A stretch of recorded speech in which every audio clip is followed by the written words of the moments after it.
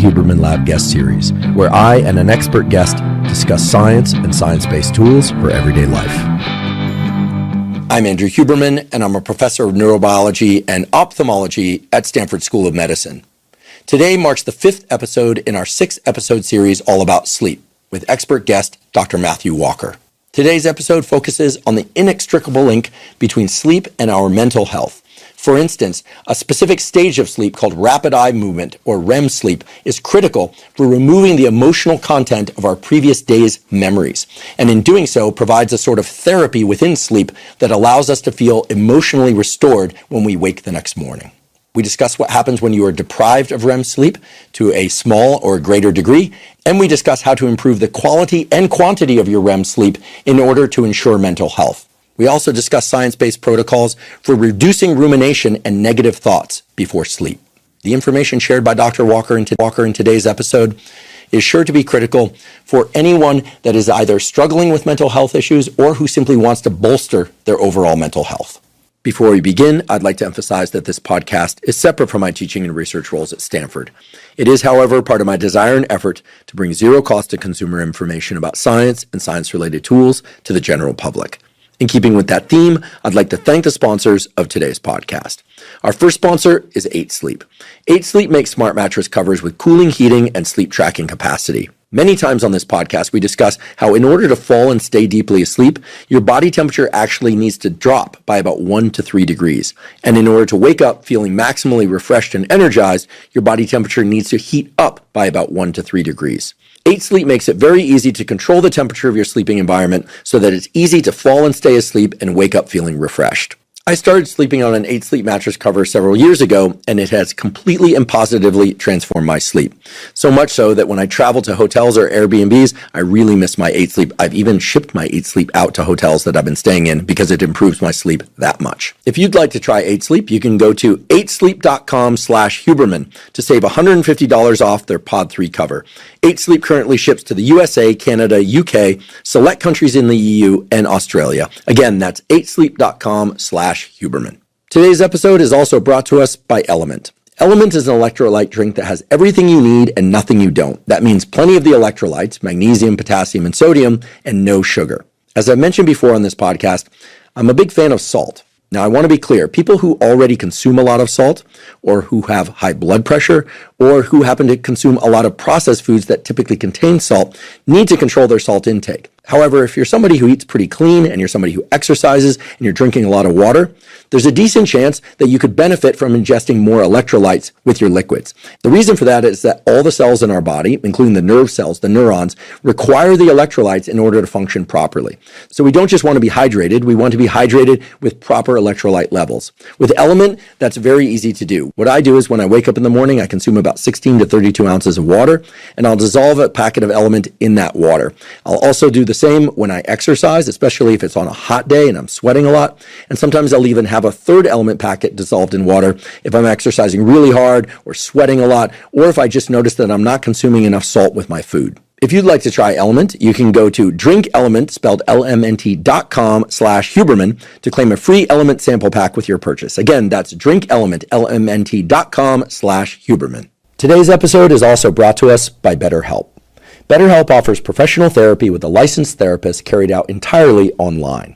I've been doing therapy for over 30 years. Initially, it was a requirement for being let back in school, but I decided to keep up with that therapy because provided the therapy has 3 essential components, which are excellent rapport with the therapist, support from the therapist, and valuable insights from the therapist that we wouldn't otherwise be able to arrive at, well then it's a terrific way to improve our mental landscape, both our emotional state and our behaviors. BetterHelp allows you to find a therapist with whom you have those 3 key components, and it also makes it very easy to schedule. Again, the sessions are carried out entirely online, and even if you're extremely busy or traveling a lot or have a lot of family and business obligations, BetterHelp allows you to access those therapy sessions regularly so that you can constantly improve. There's just so much data supporting that quality therapy can improve our mental health and the overall landscape of our lives. In fact, I view quality therapy as important as physical exercise, and I know many others do as well. There certainly aren't a replacement for one another, but if you're doing physical exercise, meaning resistance training and cardiovascular training, and you're doing regular quality therapy of the sort that BetterHelp can provide, well, then you're essentially doing as much as anyone possibly can to improve your mental health and physical health. If you'd like to try BetterHelp, go to betterhelp.com/Huberman to get 10% off your first month. Again, that's betterhelp.com/Huberman. And now for my conversation with Dr. Matthew Walker. Dr. Matthew Walker, welcome back. Dr. Andrew Huberman, delight to be back. During the course of this series, we've of course been talking about sleep, and you've talked about the biology of sleep, ways to improve, maybe even optimize one's sleep. You defined what optimizing one's sleep actually is. Talked about learning and memory, creativity, caffeine, naps, food, exercise, and so much more. Today, I'm excited that you're going to teach us about the relationship between sleep and emotion regulation, but also mental health challenges. But I sometimes like to remind people that mental health includes the word health. It's not all about mental illness. It's also about how to improve one's health, as well as ways to combat certain forms of mental illness or challenges. So to start things off, maybe you could just give us the basics of the relationship between sleep and emotional states, or one's ability to regulate their own emotions. This is an area of work that we've been interested in and doing a lot of research on for about 20 or so years now. And I would say that probably the most striking statement I can offer up front is the following. In that 20 years of research, we have not been able to discover a single psychiatric condition in which sleep is normal. And to me, it has taught me everything that I need to know about this very intimate bidirectional relationship between your sleep health and your mental health. And you're right to emphasize that notion of mental health, because we're not just going to speak about some of the sort of challenging aspects of sleep and psychiatric disorders, but we'll speak about some of the benefits that sleep can provide when you get it, to turn the tables and we move in the direction not of mental illness, but we move in the direction of mental wellness. So I'm excited to sort of make sure that I don't fall prey to that. Stepping back still, though, what about this relationship between just sleep and our basic emotional regulation and our emotional stability? I'm sure everyone has seen the example or had the example as a parent of that parent holding a child, and the child is crying, and they look at you and they say, well, they just didn't sleep well last night. As if there's some miraculous parental knowledge that bad sleep the night before equals bad mood and emotional reactivity and regulation the next day. And some years ago now, we were fascinated by this, but we couldn't really unearth basic science that would help us explain what was going on and why that was so clearly the case. So we did an initial study where we took a group of healthy people, no signs of psychiatric illness or emotional instability, and we gave them a full night of sleep, or we sleep deprived them. And then the next day we put them inside of a brain scanner, and we showed them a whole range of emotional visual images, ranging from very neutral all the way up to quite unpleasant and negative.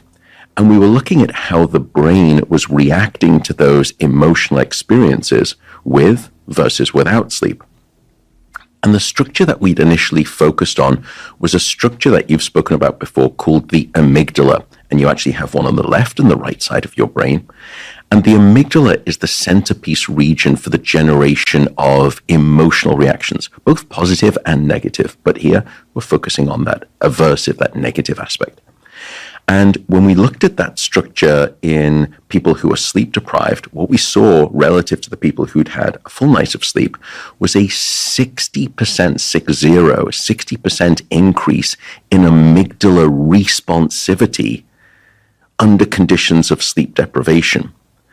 That is quite a striking amplification. In fact, we, to that date, with all of our studies on sleep and sleep loss, had not quite seen an effect size within the brain that was that big.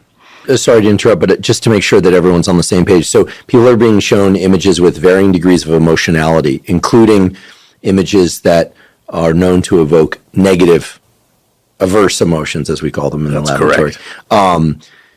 Could be feelings of fear, anger, disgust, revulsion, whatever, negative valence.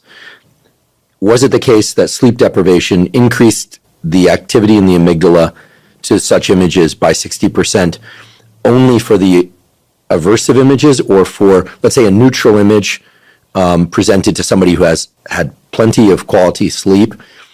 Let's say it is, I'm making up the units here, it gives us 2 out of 10 units of amygdala activation. This isn't the way neuroscience is done, but for sake of discussion, is it the case then that that neutral image would provide a 6 out of 10 level of activation, or was it only for aversive images? So the way we did the analysis first was we used almost a correlation approach. So we sort of told the brain imaging analysis to say, look, here are the ratings of these pictures, and they go from very neutral to increasingly negative and aversive, and show me what in the brain is reacting to that curve, that gradient curve.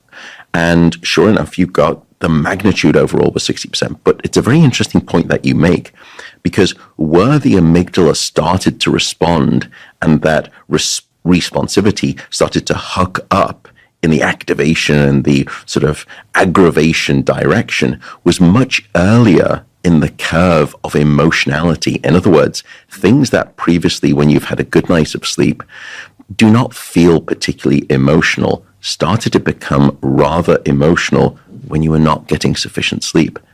So it heightened the sensitivity of the initial triggering of the emotional response. And then the more emotional it became, the more separate those two sort of reactivity curves became from the amygdala when you had sleep versus when you had not sleep, or had not slept, I should say.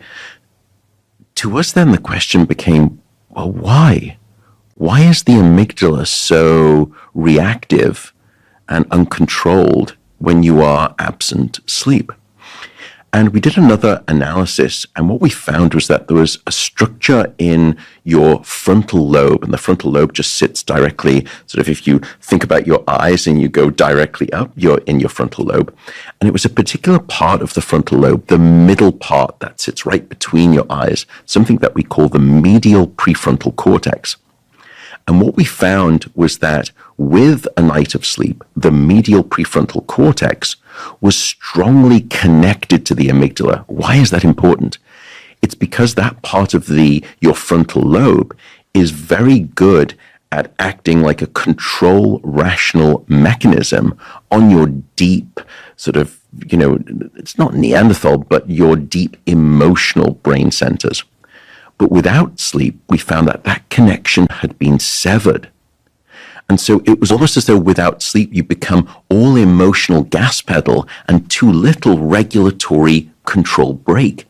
And so you couldn't modulate those emotions anywhere near as effectively. Now, some people may say, well, hang on a second, that was a total night of sleep deprivation. And that's not really relevant for me because I don't sleep enough. I know that from all of the previous episodes that I've gone through here, hopefully, if you've listened to them. But I'm usually maybe getting 5 or 6 hours of sleep. Is this really relevant? So we started doing that study. We wanted to say, let's do what we call an ecological study, more of a real world sleep restriction rather than total deprivation. And we were about halfway through that study when a wonderful Japanese research group essentially published the study that we were doing. And what was great is that they did it even in a more rigorous way. And essentially what they were able to do is replicate exactly what we'd found, but now by putting people on sort of less than 6 hours of sleep for 5 nights. And sure enough, you got the same response. So that was very clear to us that there's some sensitivity. There's a reason why you become so unbuckled emotionally when you are not getting sufficient sleep. It's the reason that you have almost this sort of erratic, pendulum-like sort of responsivity when you're not getting sufficient sleep. That notion of, I just snap ... or you apologize and you say, look, I am so sorry. I just bit your head off. I just haven't been getting enough sleep. And so we could start to understand what in the brain was happening when you didn't get sleep.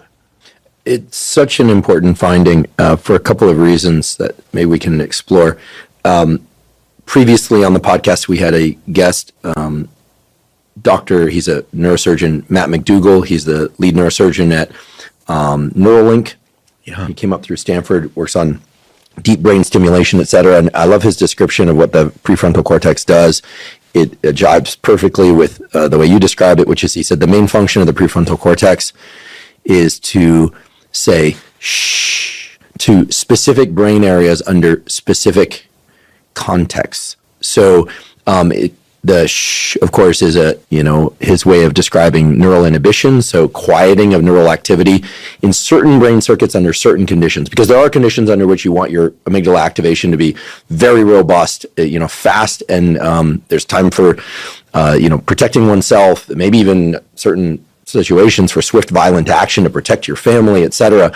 But the prefrontal cortex seems to be able to hold it in mind, so to speak, what the context is under which that would be appropriate versus when it would be inappropriate. And a great example of that people can think of, if all of a sudden a gun is pointed in your face, you would want your amygdala to react if it's in the real world. But if you're at the movie theaters and you see a gun pointed in your face, your amygdala doesn't really react as much. Why? Because your prefrontal cortex understood the word that you described, which is context. But in some ways, it seems as though you become almost regress to this more basic, fundamental, elemental, emotional brain, and the red mist descends and you really can't see much more because your prefrontal cortex seems to be absent. You become very reflex driven. And we don't want to go out too far a tangent on prefrontal cortex, but one of the most beautiful descriptions of prefrontal cortex I ever heard was also from a colleague, Eric Knudsen at Stanford, who's now retired, does beautiful work on neuroplasticity, and he described how when people or animals have lesions to certain regions of the prefrontal cortex, they become stimulus-driven machines, such that if you go like this to a puppy or to baby, they'll look to the snapping finger. But at some point, we all learn that there must be a reason for us to follow the snapping of the fingers in different locations in space. But with prefrontal damage, people and animals just become like machines. Whatever stimulus is there, they orient to. And this has implications for ADHD, et cetera. One of the things that I want to ask about to take us back to the specific relationship between sleep, reduced medial prefrontal activity, and emotionality is this feeling when we're sleep deprived that certain things just grate on us a bit more. I had this experience recently. Unfortunately, there was a night where I didn't get much sleep at all. And then the next day I was on a phone call, and the person I was talking to, I'm quite fond of, but they had a lot of energy, and they were talking, they were kind of coming at me with a bunch of stuff that they wanted to, and it just felt like, it was grating on my system. And I knew, because I was sleep deprived, that, they were entirely well-meaning, and so you just kind of resist. But it's incredible how cold water, loud noises, requests of our time, things like that become very irritating, and they grate on us when we're sleep deprived. Whereas when we're rested, it's like, oh yeah, okay, they're talking kind of fast or kind of loud. Okay, somebody is requesting something else. I'll put it in my list, or maybe I'll defer to later. Or the cold shower that feels like, oh, got to get over this threshold to get into. Like when you're rested, you're like, all right, let's do this, right? Maybe even let's go. I'm excited for it. But when you're tired, it is as if the brain is fighting for any sense of peace it can possibly get, and that peace is interrupted by almost anything and everything. It is a grim situation, and we've certainly heard that from patients and individuals. It's almost as though the world that they are experiencing, they look at and they say, you know what? You're in an 11 and I need you at a 7 right now. It is just too much. And this comes back to that result that we described, that when the amygdala crosses the threshold and says, okay, things are getting emotional, things are getting unpleasant, I'm going to be responding negatively, in an angry way or a fearful way, that starts much earlier. So the threshold for triggering your emotional aversive reaction is much lower. And that's why the person's voice, when you hear it, at first, normally, if you had a great night of sleep, you'd say, gosh, you know what, today, I really love your energy. It's so infectious. Versus a day when you're not sleeping, you just think, I'm lifting my earbuds out of my ears because I don't know if I can take this much longer. And so that was where we were able to manipulate sleep one way, which is to say I dial sleep down and then I look at the emotional brain, and you can see this ramping up of the emotional reactivity in these basic kind of guttural centers. But then we wanted to do the inverse. We wanted to instead see if we could insert sleep back in other words, manipulate sleep and dial it back up. Could you get a dissipation in the emotional reaction? And here we decided to throw a second ingredient into the equation, not just simply looking at your emotional reactivity, but we wanted to look at emotional memory. Now, in a previous episode, we've spoken a lot about sleep and memory, but there we were speaking about really quite neutral memory, textbook-like memory, fact-based memory. Emotional memory is very different. And if I were to ask you, Andrew, cast your mind back to some of your earliest childhood memories or your teen memories, and if anyone listening were to do that, my guess is that almost all of the memories that you recall are memories of an emotional nature, positive or negative. Why is that? It's because one of the functions of emotions when it comes to memory is to red flag and prioritize that experience, that memory, as being salient because it's emotional. And that instructs the brain that this information in particular is very relevant to us as an organism. Why? Because the rest of the brain is shouting at me, this is emotional.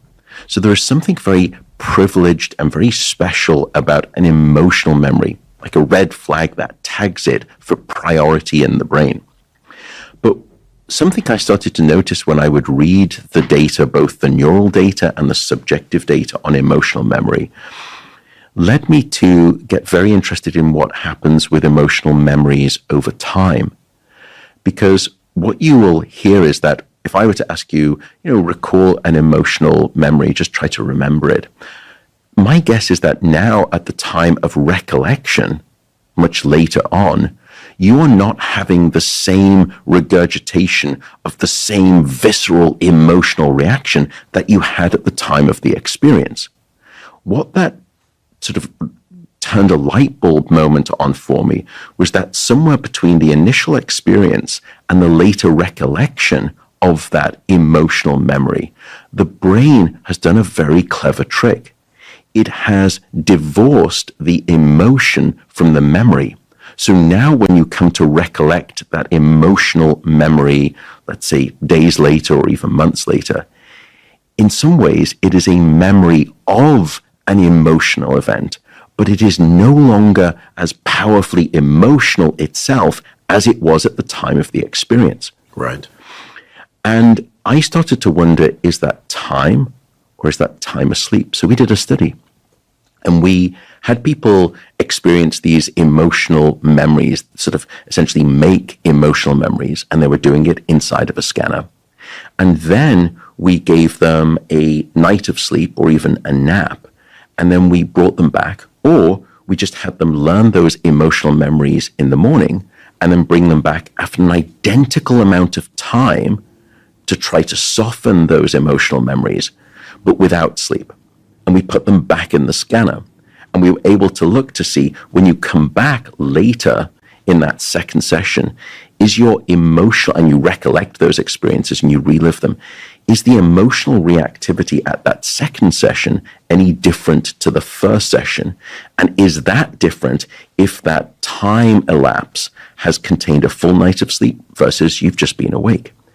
And what we found is that in those people who remained awake across the day, having had those emotional memories essentially implanted sounds a little bit sort of big brother, I don't mean it that way, but they'd learned them. The amygdala was just still as responsive as they were recalling and reliving and re-experiencing those emotional memories.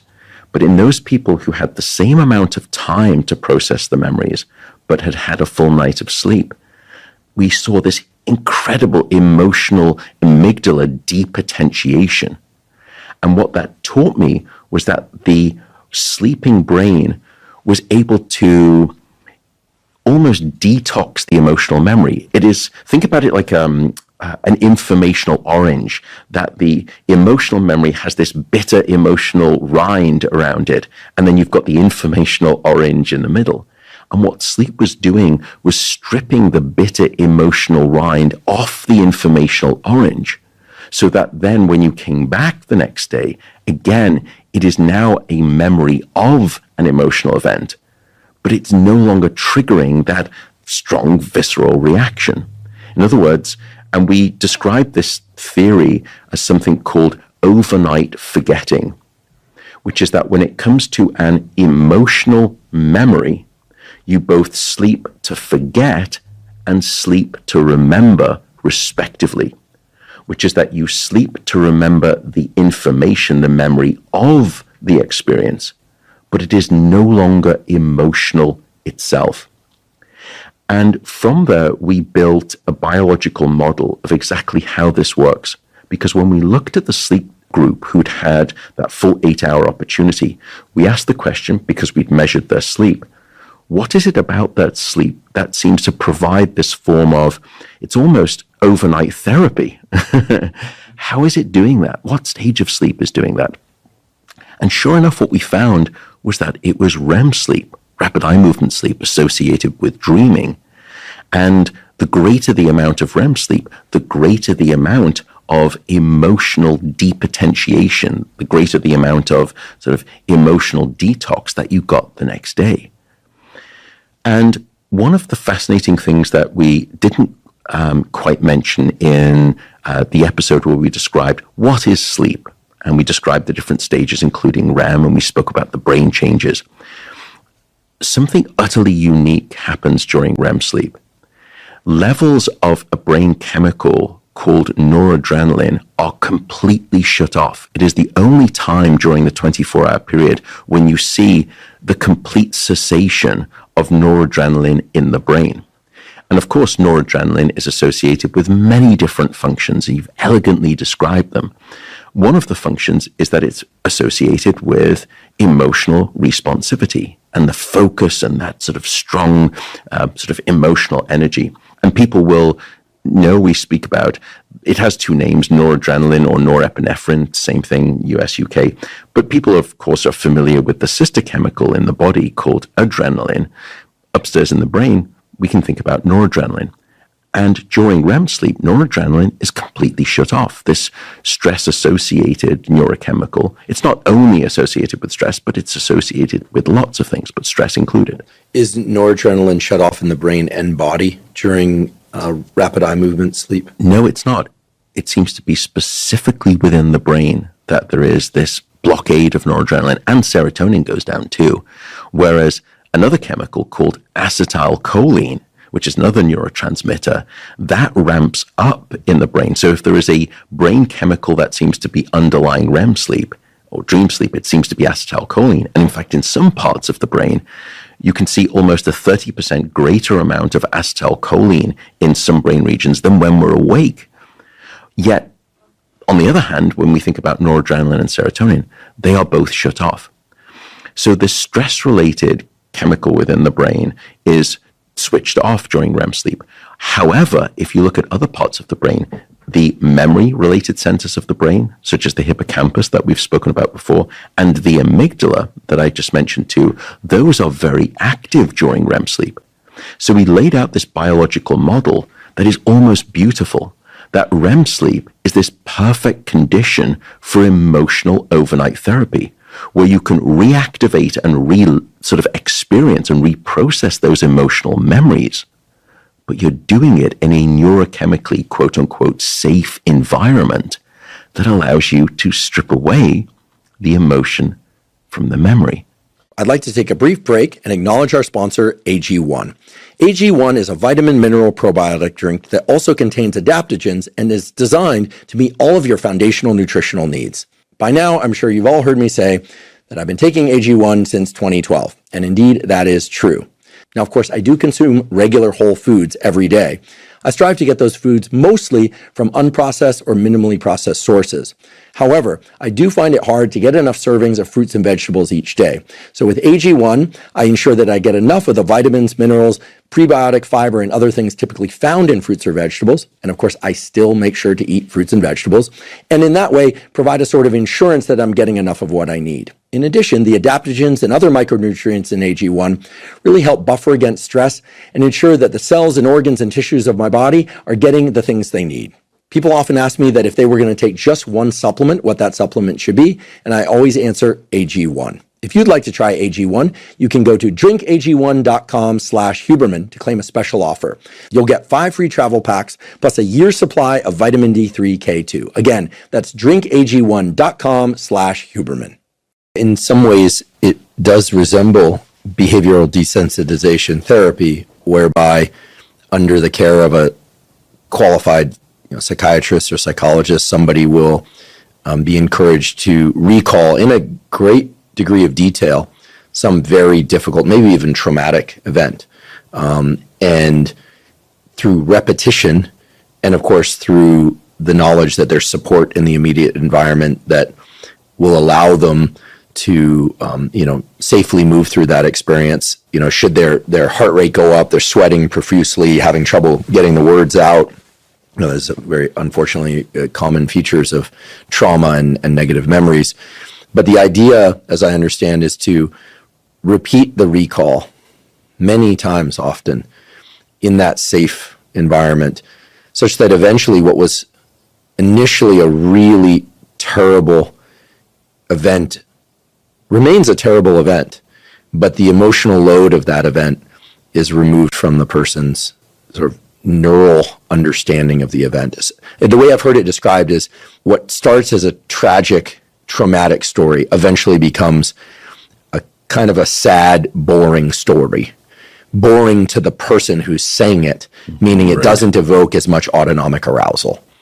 Exactly. And in some ways, that's the perfect description of this overnight therapy process, that it becomes a memory that is no longer triggering an emotional reaction. And in some ways, that's what you want. If you go back to my description from an evolutionary perspective, I told you that one of the functions of emotions is to red flag and prioritize the memory at the time of learning, to say that it's important. That's a very adaptive process. It helps us prioritize which things we really should be focusing on and remembering. But it's not adaptive for you to hold on to that emotion long term once you've stored it. And there has been some suggestion in the literature before we were doing this work that maybe one thing you can do with trauma and trauma memories is sleep deprive individuals the very first night after the trauma, because we knew at the time sleep is important for memory. And what you would like to do, and it's very similar to that movie, Sunshine, Spotless Mind. I always forget the Eternal Sunshine of the Spotless Mind. Thank you. I didn't see the movie, but I hear it's good. Yeah, and what they try to do is target in the brain these, difficult, painful experiences and just excise them from the brain. And that was the suggestion. Could you pop those memories out of the biography of that individual and save them the trauma?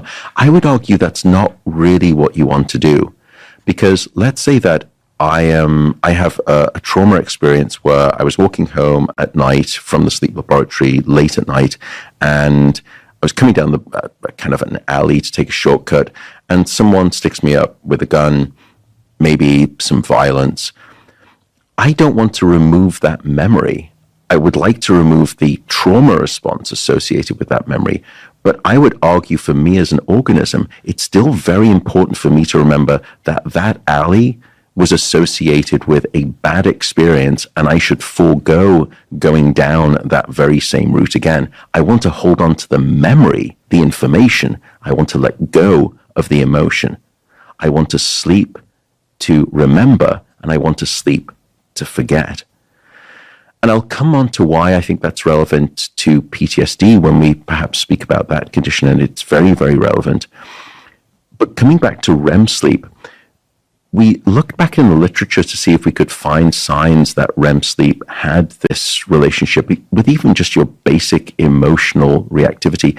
And there was some wonderful work by a gentleman that you will know from Stanford, probably one of the founding fathers of modern day sleep research, a gentleman called William Dement. Yeah, who passed away a few years ago. He did. Might have been one of the people who coined the term rapid eye movement sleep, but I don't think he was the one who discovered it, correct? He was not, but he was well up there in terms of understanding both sort of what its term was and also what its function was. Mm-hmm.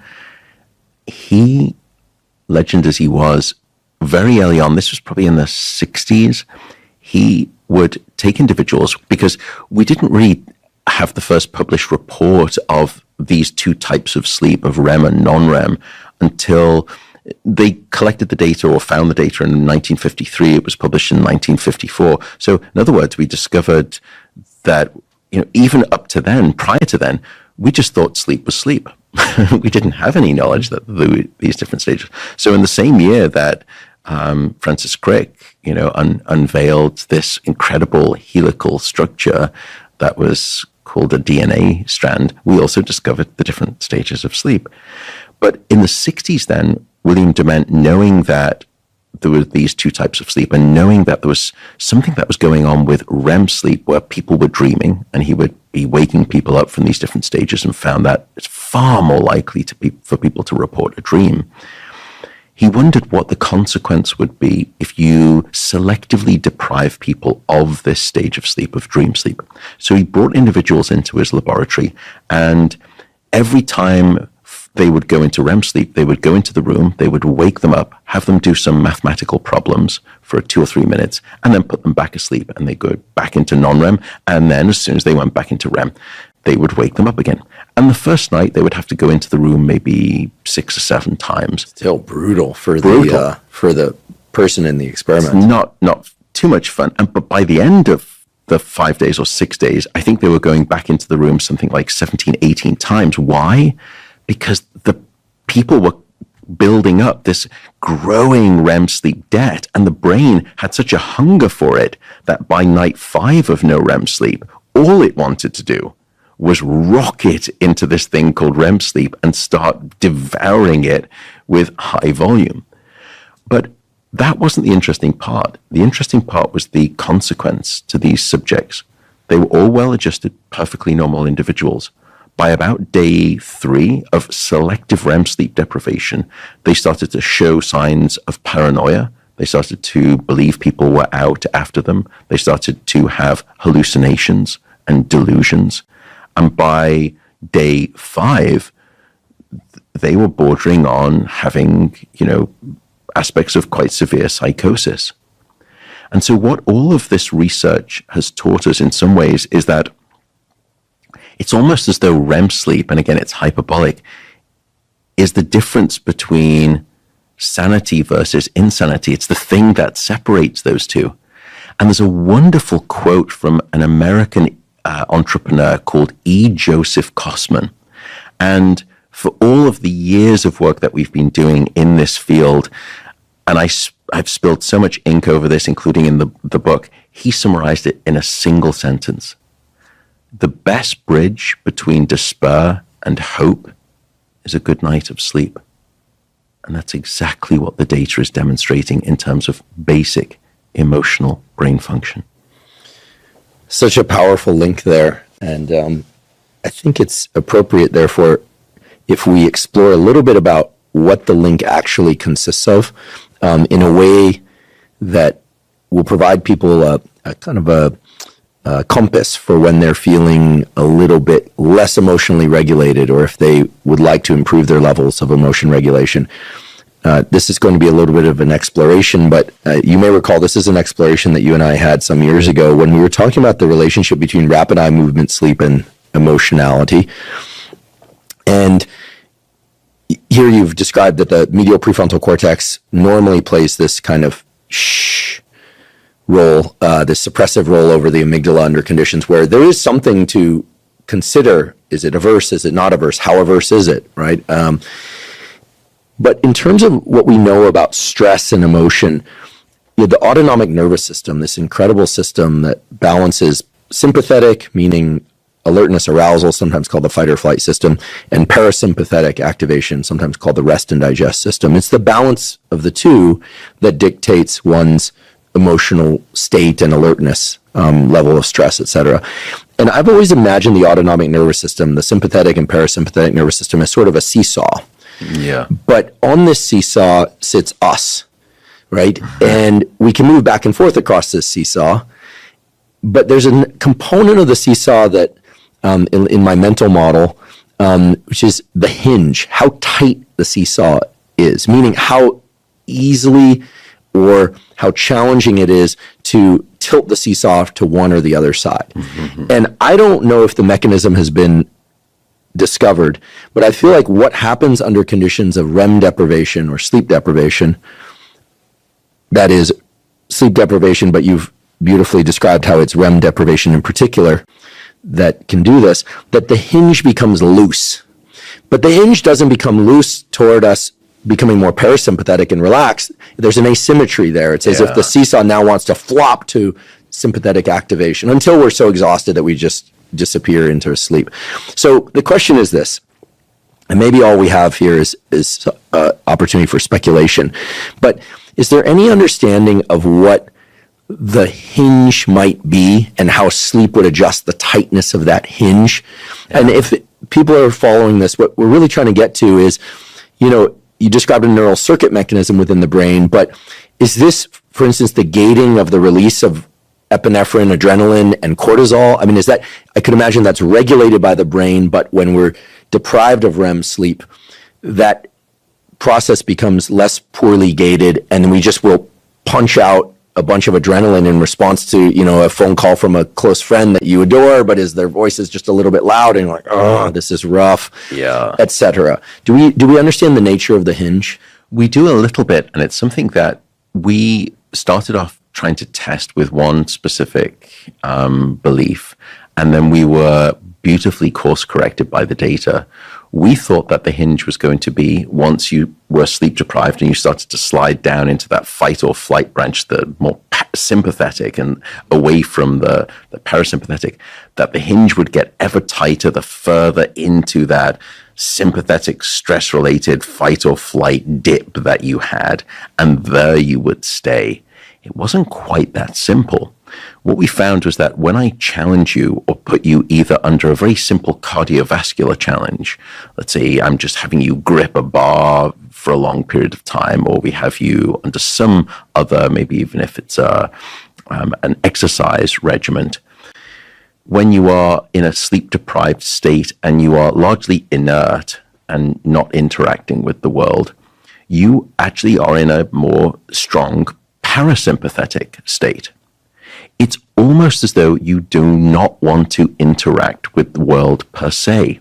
And this comes on to motivation. We and others have found that one of the earliest and strongest effects of a lack of sleep is just absence of motivation. I don't want to interact with the world. I don't want to be social. I don't want to learn. I don't want to exert effort. I don't want to exercise. I just don't want to do much of anything. However, when you provoke me and you force me to interact, or there is a very strong emotional event that I experience, I go all the way over into the strongly sympathetic. So it's almost as though we had the prediction that it was going to be a very tight hinge and the screw was tightening the more sympathetic you became. It was much more that you were in this sort of parasympathetic state, this sort of non-motivational state. And the hinge was so loose, however, that even just the tiniest flick of a challenge, whoosh, you went straight over to the sympathetic. There was no sweet spot of a tightening where you were nicely balancing between those two states. And this comes back to something else that we found. That's you switching, flip-flopping back and forth between parasympathetic and sympathetic. I spoke about the emotional reactivity to negative aversive events, but that's only one half of what we call the affective valence domain, it's not just that you can have negative emotional reactions. Of course, you can have positive emotional reactions. So we did a sister study to that amygdala study, and we asked, rather than showing you increasingly negative images and how your amygdala would respond much more strongly to those as we provoked it, we then started to show you much more positive, rewarding images. And because one hypothesis would be that you just simply slide down the scale and you move towards more negative and away from more reward-based reactivity. Or you could imagine that it's both, that when you are sleep deprived, you are equally excessively reactive to both of those domains. And what we found was that it was the latter, that you were very abnormally reactive, overreactive to negative events, but you were equally hypersensitive to very reward-based stimuli. And this fits beautifully with what we know from sleep deprivation. You are much more impulsive. You are much more reward-seeking. You are much greater in terms of your sensation-seeking. And your addiction potential when you are not getting sufficient sleep is significantly higher. And sure enough, when we looked in the brain, many of these dopamine-related circuits that you've described before were overactive when you were underslept. And so I bring this back because it relates to your seesaw sort of analogy. Yes, you can think about the seesaw with sleep deprivation from a sympathetic parasympathetic. You can also think about it from a positive versus negative valence. And once again, our hypothesis was that you're just going to slide down into the negative and you're just going to be less responsive to the rewarding positive. It was the opposite. You were abnormally and excessively sensitive to both of those domains, which you could argue is perhaps the very worst of all adaptive responses. Absolutely. As an organism, you don't want to be non-reactive. Emotions are powerful, and we've spoken about the benefits. You need to have emotions to be a functioning human being or organism in the world. They are designed to adaptively help us survive. But you can't go to the extremes. That's maladaptive rather than adaptive. But that's where you go when you are sleep deprived.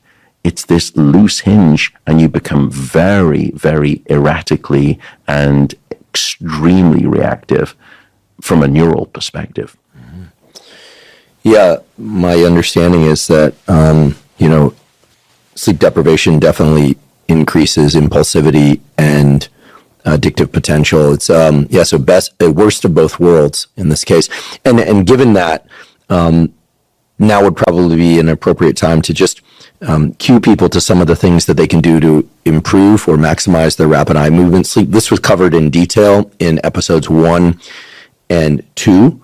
And to some extent in episodes 3 and 4 as well, but they're in reference to other things, learning, memory, creativity, the role of naps, etc. And I'll refer people back to this beautiful formula, QQRT, that it's not just about getting enough sleep, it's about the quantity indeed, but also the quality, QQ, regularity, and timing of sleep, and knowing one's chronotype. That is the best time to go to bed and the best time to wake up in the morning for them is going to be critical here. And I can raise my hand, I'll raise both hands, in fact, metaphorically, and say that when I've gone to sleep early and woken up early, so for me 8:30, 9 p.m., and then waking up at 4:35 a.m., which for me matches my chronotype, it has served as a powerful antidepressant effect. And when I've gotten an equal amount of sleep but going to bed too late, for me, that is, midnight, 1 a.m., and sleeping in until 8 or 9 a.m., I always carry a low-level depression.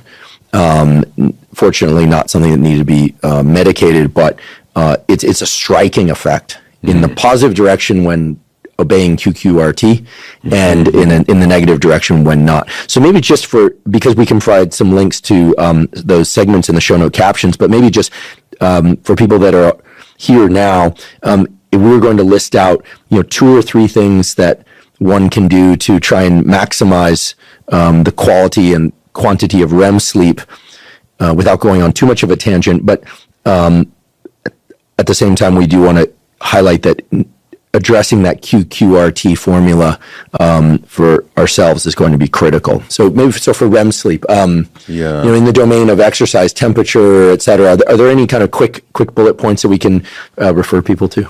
I would say, just to keep it high level and brief, the single best way, cheapest, non-pharmacological way that you can enhance your REM sleep is to just sleep an extra 15 or 20 minutes later into the morning. Don't try to put, if I tell you this is about, by the way, this is about the quantity, your sleep opportunity. Don't try to add that 30 minutes or 20 minutes if your goal is to increase REM sleep at the start of the night, at the front end. Instead, take that desire that I've offered you of adding just 20 minutes or 25 minutes of extra sleep now to the last part of your night. Wake up that sort of much later, 20, 25 minutes later. That's the REM sleep rich phase. So if people go back and listen to episode 1, we'll describe to you exactly how the different stages of sleep unfold across the night. And they're not evenly distributed. It's not as though you get just as much REM sleep as well as deep non-REM sleep in the first half of the night as you do in the second. You get most of your deep sleep in the first half, and you get most of your REM sleep in the second half, and particularly in the last quarter of the night.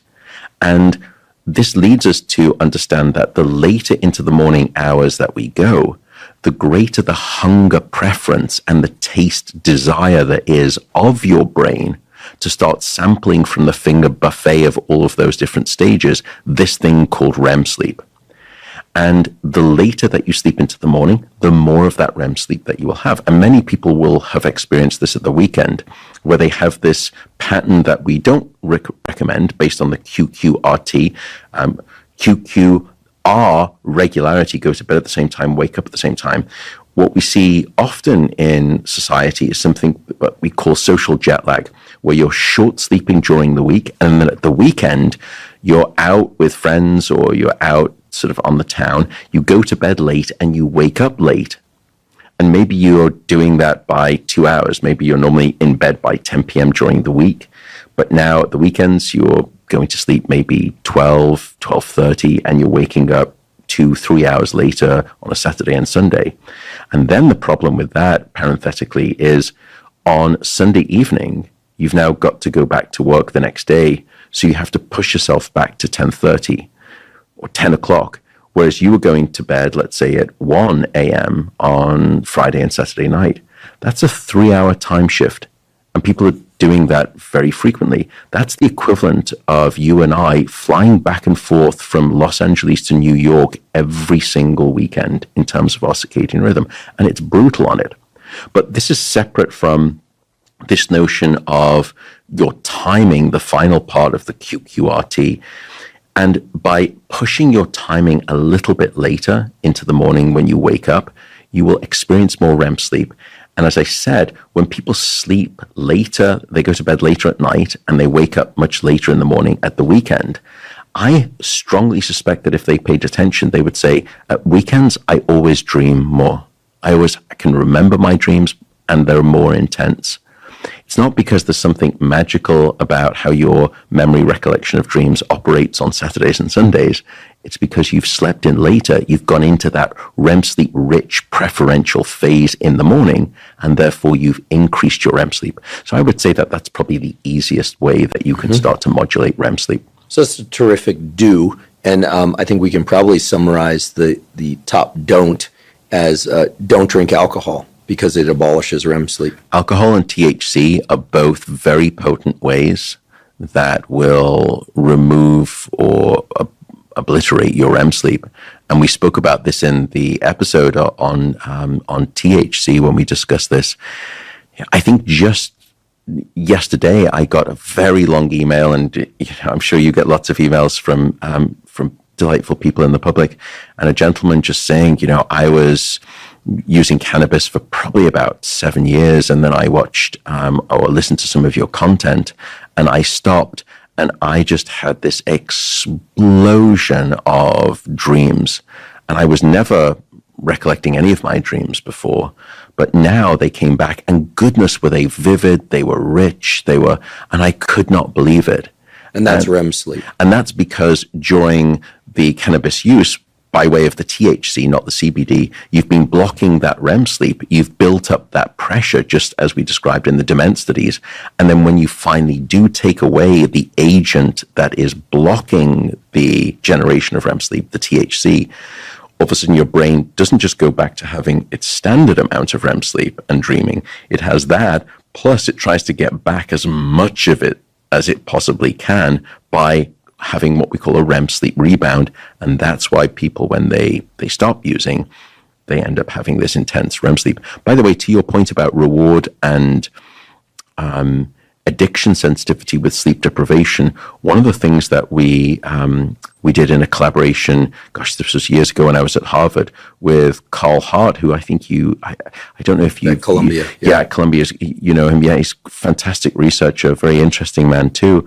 And what we found was that a lack of sleep was not only predictive of your addiction potential, but when you went into a clinic to abstain and trying to come off some of those, and here we were looking at cocaine addiction, a lack of sleep was a strong predictor of your abstinence and you falling off the wagon and going back to you. So sleep is so critical, not just for maintaining or pushing you away from that addiction potential, but once you are addicted and you're trying to abstain, it gives you that lift of altitude to try to resist falling off the wagon. And when sleep gets short, that's when you become vulnerable again, probably because your reward circuitry becomes enhanced and all of a sudden you just cannot resist the temptation anymore.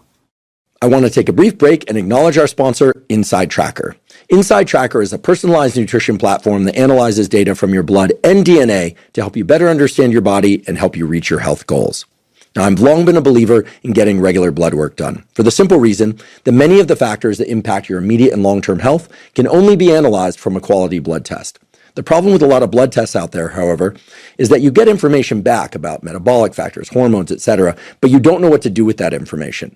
With Inside Tracker, they make it very easy to understand your results, and they also point you to specific directives that you can follow in the realm of nutrition, exercise, supplementation, even prescription drugs that can help bring the levels back into the ranges that are optimal for you. Inside Tracker also offers Inside Tracker Pro, which enables coaches and health professionals to provide premium and personalized services by leveraging Inside Tracker's analysis and recommendations with their clients.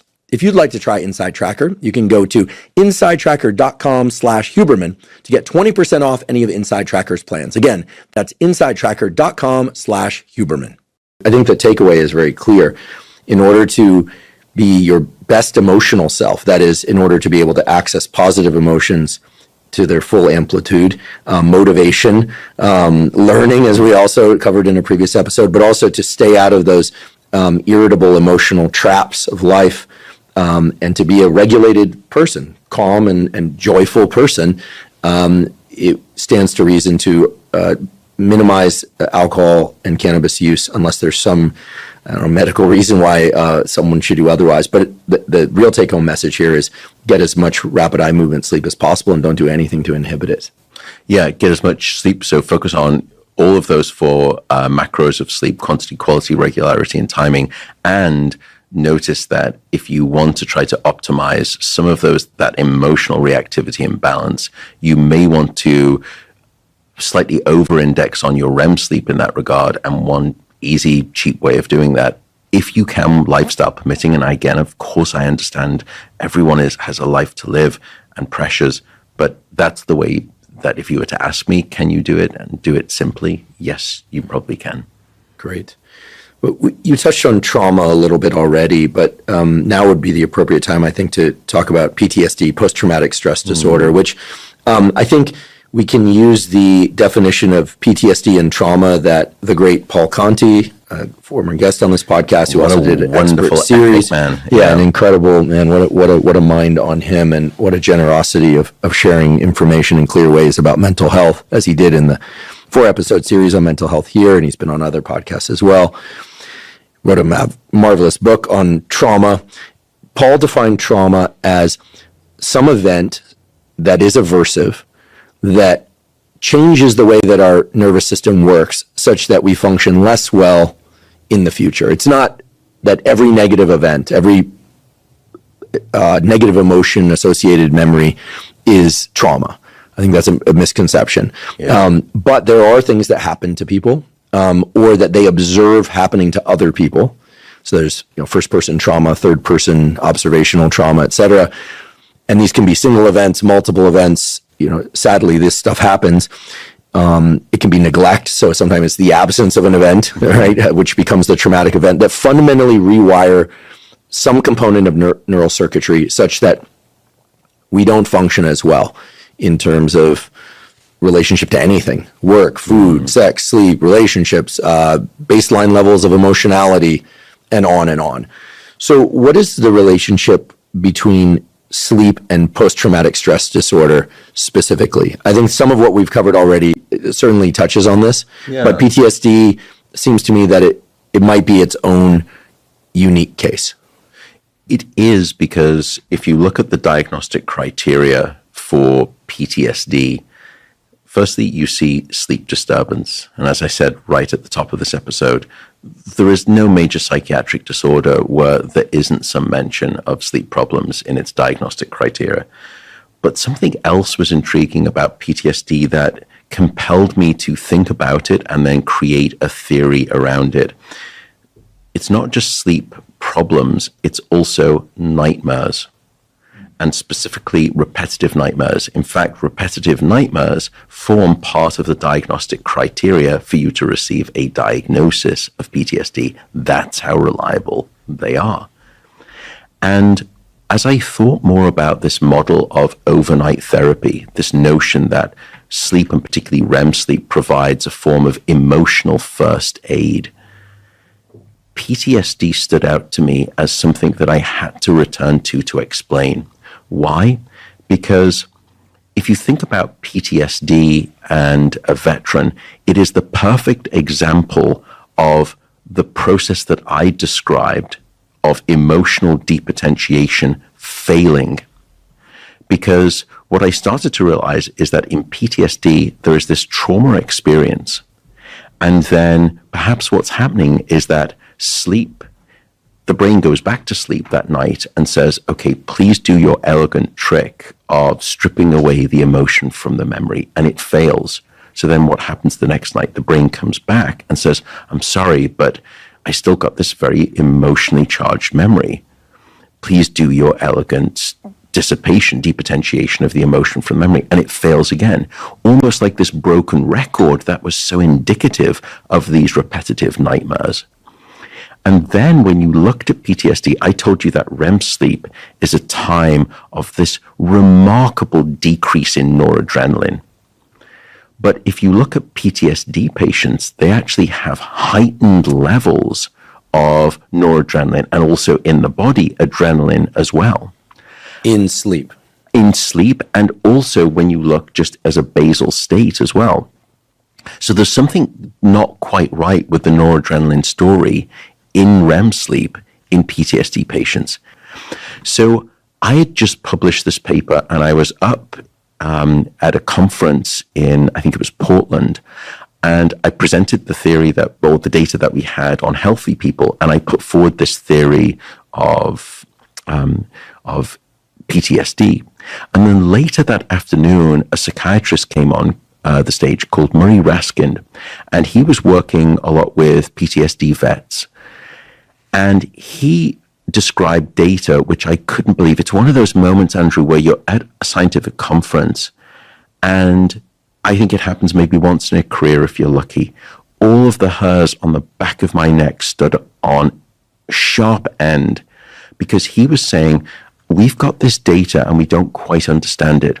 We've been treating our veterans for blood pressure, for hypertension, using a generic drug called prazosin.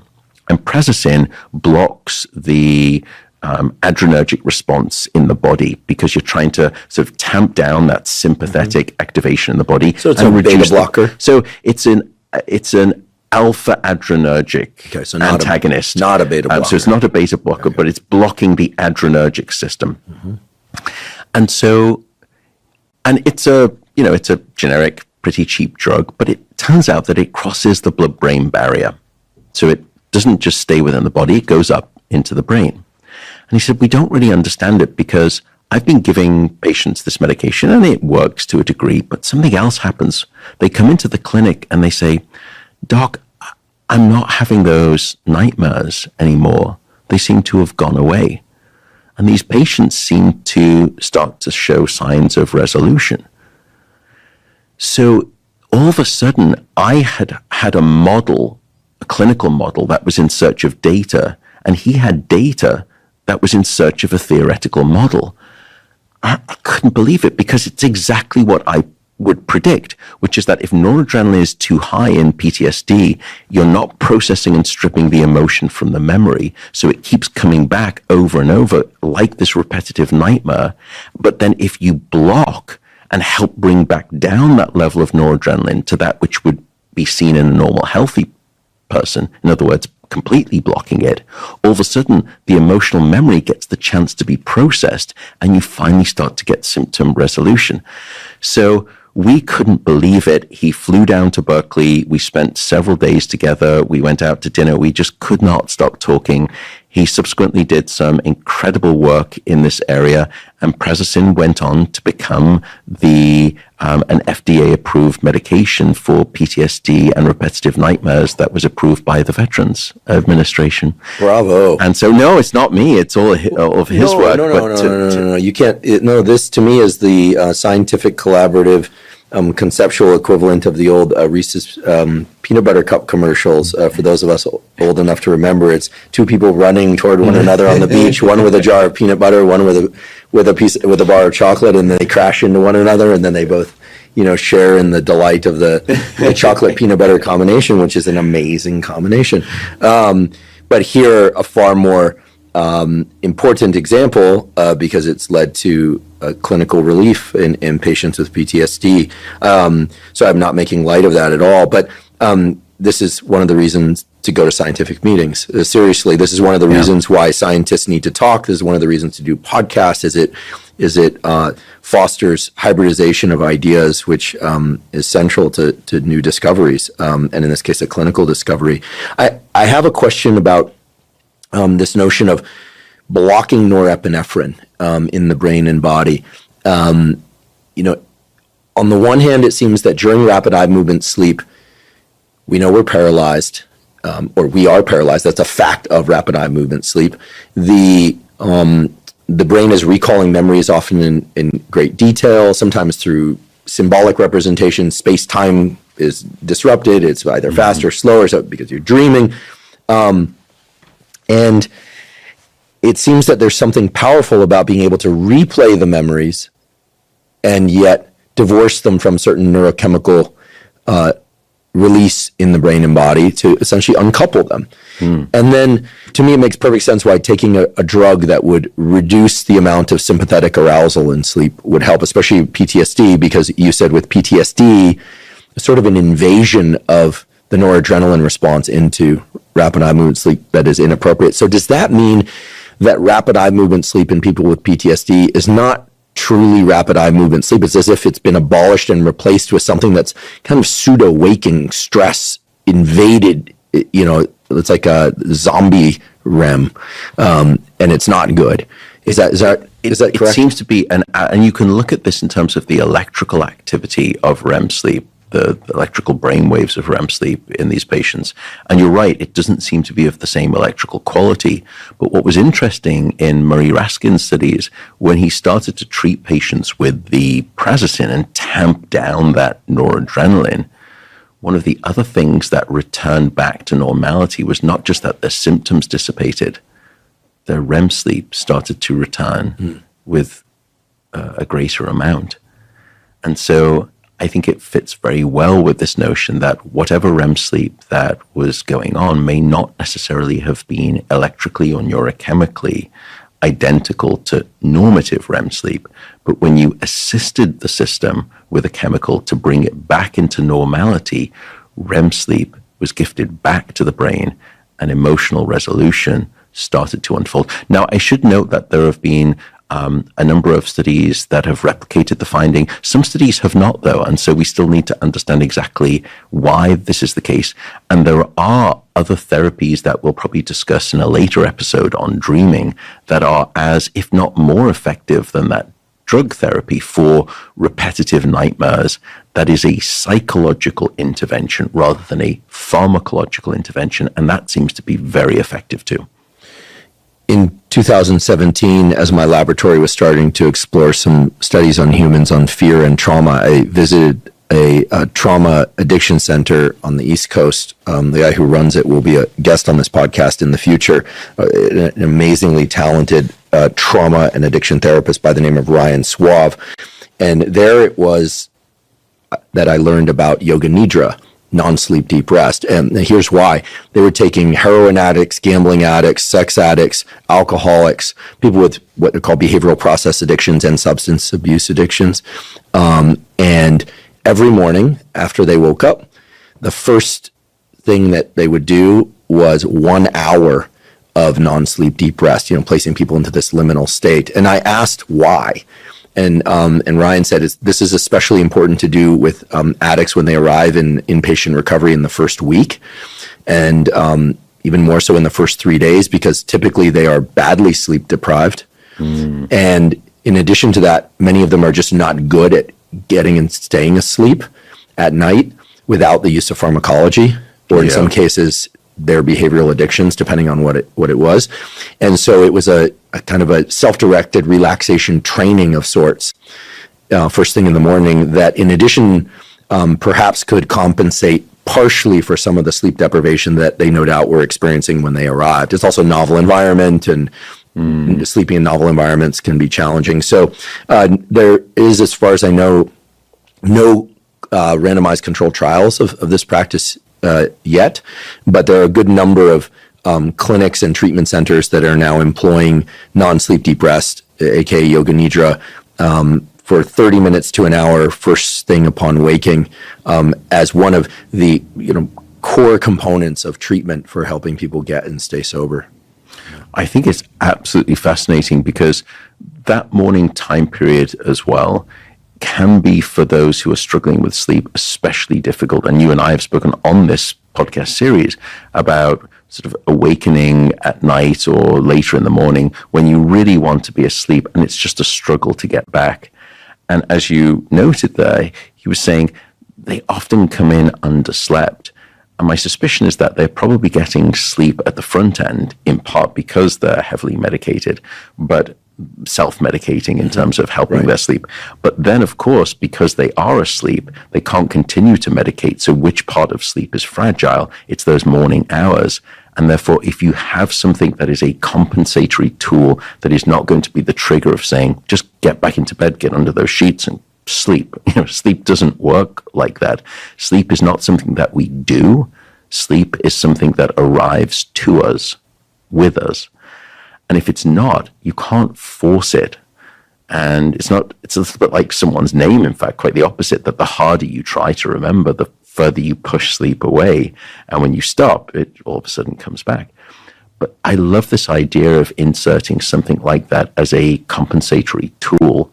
And that's why I think you and I have discussed openly here, in fact, on this series, at some point we're going to collaborate and we're going to look to see exactly what is happening electrically at high fidelity mapping inside of the brain when we are going through these liminal states. And what is the benefit of that? Is it a very similar benefit for sleep? And it's fascinating because it's possible that what we find at the level of the brain is that it's not sleep-like. It's something else like. Maybe it's just a liminal state like. And what's also interesting is that it provides seemingly many of the benefits of sleep, but it's not sleep. In other words, you can arrive at the same destination of mental and physical health through two different routes, one thing called sleep, one thing called these liminal states, or they both operate on the same highway in terms of mechanistic transaction benefits. There's so much that we need. Yeah. Well, we could stay here all night and all day, hopefully not all night. Well, we will absolutely do those studies, and because I think that people are in desperate need of zero-cost tools to try and access the replenishment and recovery that comes from sleep. And when sleep is available to us, when we can access it, that's going to be the best option. There's no question. But then some of these tools, in theory and in practice, provide a portal to get better at sleeping as well. So yeah, I was going to say, one of the other things I'd be fascinated for us to do is not just look at that model of what happens in the morning, but can we use that for people who have the opposite insomnia problem, which is that I can't fall asleep? And we spoke about this in a previous episode of tools and techniques and methods to help you fall asleep. Could this be one of them, where you just start to help move yourself into this liminal state? You take the stress off. One of the things I hear so much at the center when people come in and they say, I always struggle to sleep. And you go into depth, and it's because their mind starts to Rolodex through that anxiety of what I need to do and what I should do. But also, then the later it gets and the absent their sleep becomes, the more stress they get, not just about the next day, the more stress that they get about this thing called not being able to fall asleep. And if there's something, a practice that you've taught someone that says, that's okay, I know this place and I know this situation, and there's a tool I have, and it's called this a liminal state. And if you were to train people on that sort of that method, is it a way that they finally can then cast themselves off? And it's the bridge, not necessarily just between despair and hope, but the bridge between wakefulness and sleep. So put it at the back end, at the end of the day, rather than the front end. A lot for us to discover there, and at risk of being hyperbolic, I mean, what would be more useful than a zero-cost, non-pharmacologic tool for people to get the rest and restoration they need, and to get better at getting the ultimate form of rest and restoration, which is sleep. Yeah, and I love the paradox of it, that non-sleep deep rest allows you to go into sleep deep rest. Right. It is, after all, a transition or liminal state. Maybe this will become the stage before stage one of sleep. Who knows? Yeah. Who knows? Redefine our staging criteria. That's right. Okay, so speaking of challenges sleeping because of one's concern, aka anxiety, about the importance of sleep, what about the relationship between sleep and anxiety? Meaning, many people in the world experience low-level anxiety or have a low threshold to what could be a full-blown anxiety or panic attack, but more often than not is this feeling of being tired and wired, or having a quick, pre-pulse startle, as we call it in our business, nerd speak for, kind of a reactive to input anxiety. And I don't think there's any clean definition between anxiety, stress, and PTSD. These run along a continuum, and they braid PTSD together. is an anxiety disorder. Right. It's one of many. Right. These things braid together in a way that it would be a waste of our time to try and disentangle those. But many people have anxiety that is anywhere from minor to debilitating, but that is separate from PTSD, although people with PTSD can have anxiety. So what do we know about the relationship between sleep and anxiety? And perhaps we could frame this in the context of the QQRT. I'll just toss out a question that perhaps highlights what I mean. Is it possible that somebody's getting 8 hours of sleep a night, which for them meets their quantity requirement, and the quality is relatively high, but it's not as high as it could be because the regularity and timing of their sleep isn't great? Is that person going to be more prone to anxiety than somebody who's really matched to their chronotype and is still getting enough sleep? No one's done the head-to-head comparison where you kind of do the Coke, Pepsi, Dr. Pepper, Sprite, QQRT challenge between all of those. What we do know is that if you look at each one independently, QQRT, quantity, quality, regularity, timing, if any one of those is off, it's very difficult not to see a coexisting anxiety disorder or increase in anxiety or a mood disorder. And I think, to me, anxiety is part of that class, of a broader class that I would call mood disorders. It's relevant that we make that distinction, at least in my eyes, and I know some people may disagree, because mood and anxiety are different than emotions, and many of us clump them together. The way I think about the difference is the following. Timescale. Emotions are short, punctate events that usually last anywhere from seconds to many minutes. Mood states, however, like anxiety or depression, those operate on a slightly different timescale, from minutes to hours to months to years.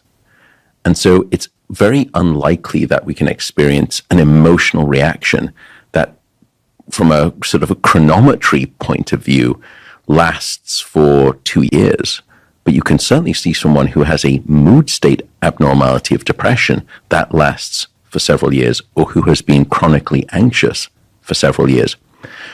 And I'll come back to why I think that distinction is relevant for a second. To your point, though, about the relationship with sleep, here again, it's a very strong bidirectional relationship. And I would say that probably in the last 8 or 9 years, we've been doing a considerable amount of work in sleep and anxiety rather than just sleep and basic emotional reactivity. What we found is it's very strongly bidirectional, that if you have anxiety, it's very difficult to sleep.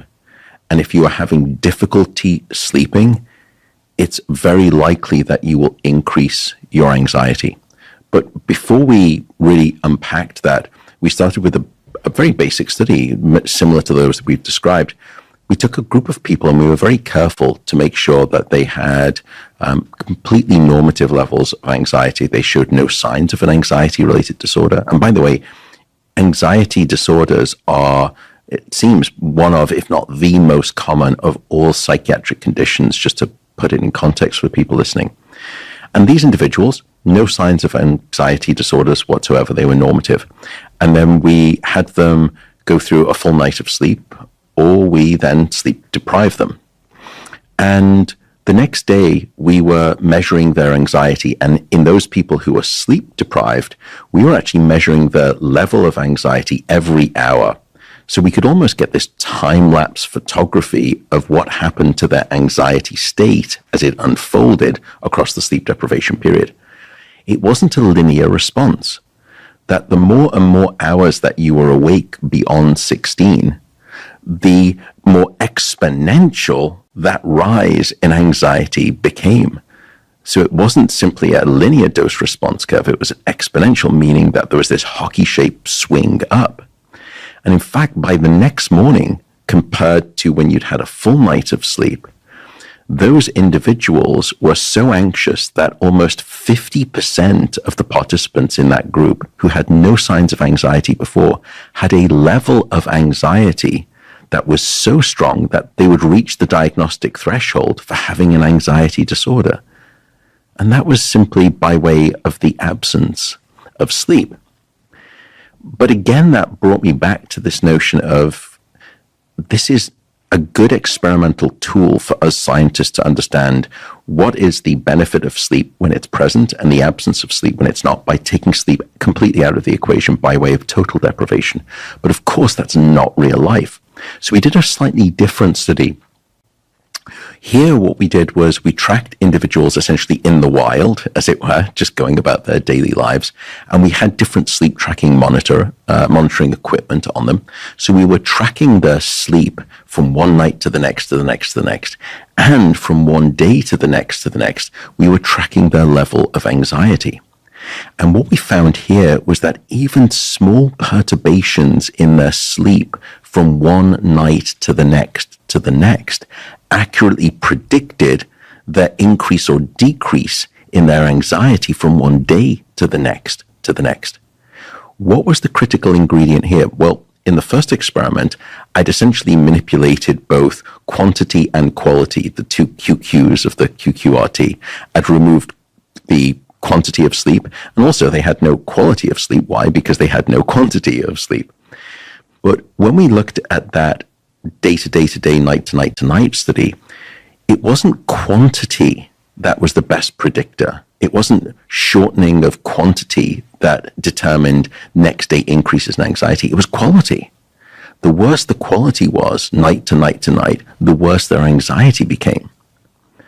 So that started to lead us to think a lot more about what is it regarding the quality of sleep that seemed to offer, when it was present, what I would describe as an anxiolytic benefit. In other words, it's lessening anxiety. A lack of sleep is an anxiogenic. It's going to produce anxiety. What in sleep is anxiolytic? We started off with a hypothesis that was profoundly incorrect. We thought, well, for emotions, which are these short bursts of affective state, it was REM sleep that seemed to be the principal ingredient. Well, wouldn't that be the case for mood states?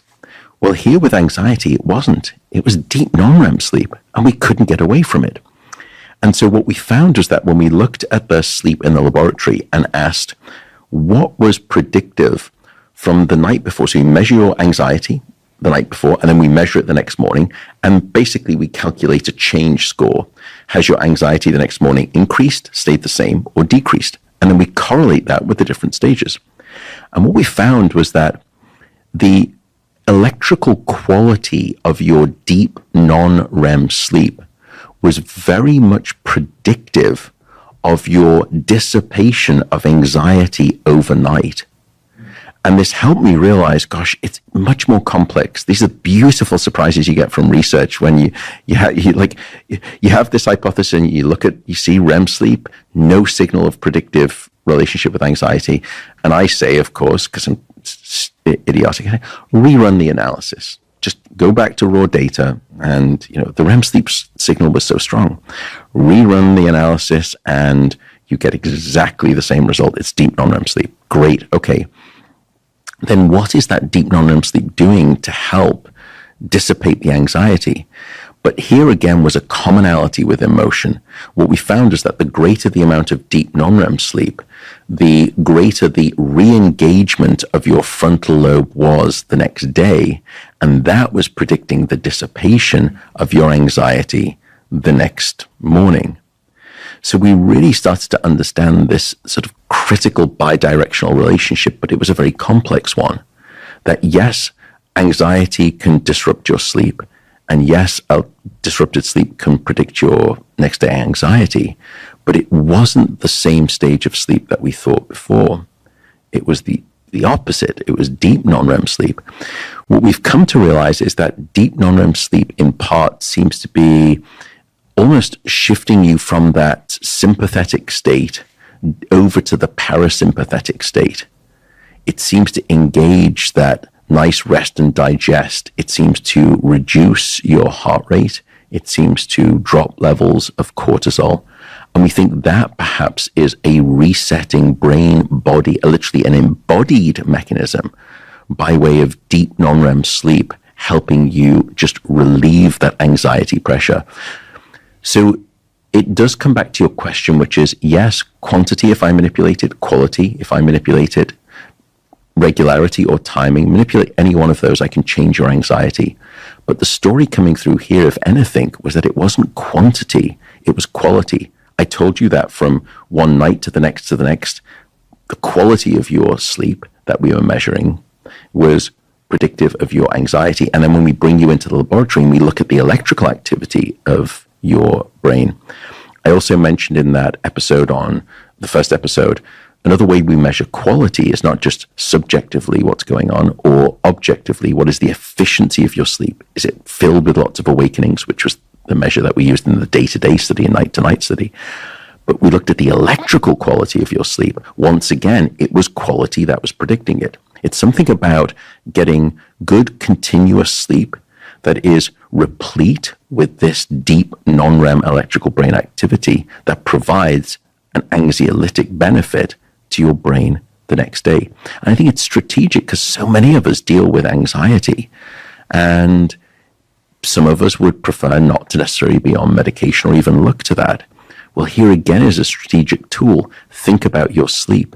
It really does seem to be a buffer for anxiety. Along those lines, maybe you can just recap a few of the things covered in previous episodes that are known to improve the quality and quantity of deep non-REM sleep. I can think of a couple, but you're the expert here. Let's not rush to judgment on that one. Well, no, I think it's an established fact, which is why you're here. So let's perhaps list a few of those off in the domains of, exercise, temperature, et cetera. What would you place in that? Is there a top three, like three greatest hits for improving deep non-REM sleep because of its important relationship to anxiety management or reducing anxiety? I think there are. The first thing I would tell you is that regularity is going to be key here. When you are giving your brain the signals of regularity, it understands exactly how to instigate that deep sleep. Mm-hmm. And that's one of the two qualitative measures of sleep that I spoke about. So QQ, the quality, the second Q I spoke about, it's regarding the continuity of your sleep and the electrical quality of your sleep. Regularity is probably best for the continuity of your sleep. If you're very irregular with the timing of your sleep, your brain almost doesn't know, are we on, are we off, are we on, are we off? And your sleep can become quite fragmented because it's confused based on regularity. When you give it regularity, sleep starts to become more stable. More stable means that it's less likely to be littered with awakenings, meaning that it's better quality of sleep. In terms of electrical quality of sleep, we did mention this in a prior episode when we spoke about sort of food and exercise. Exercise seems to be one of those things that's very good at improving the quality of your deep sleep. And here I'm talking about the electrical quality of your deep sleep.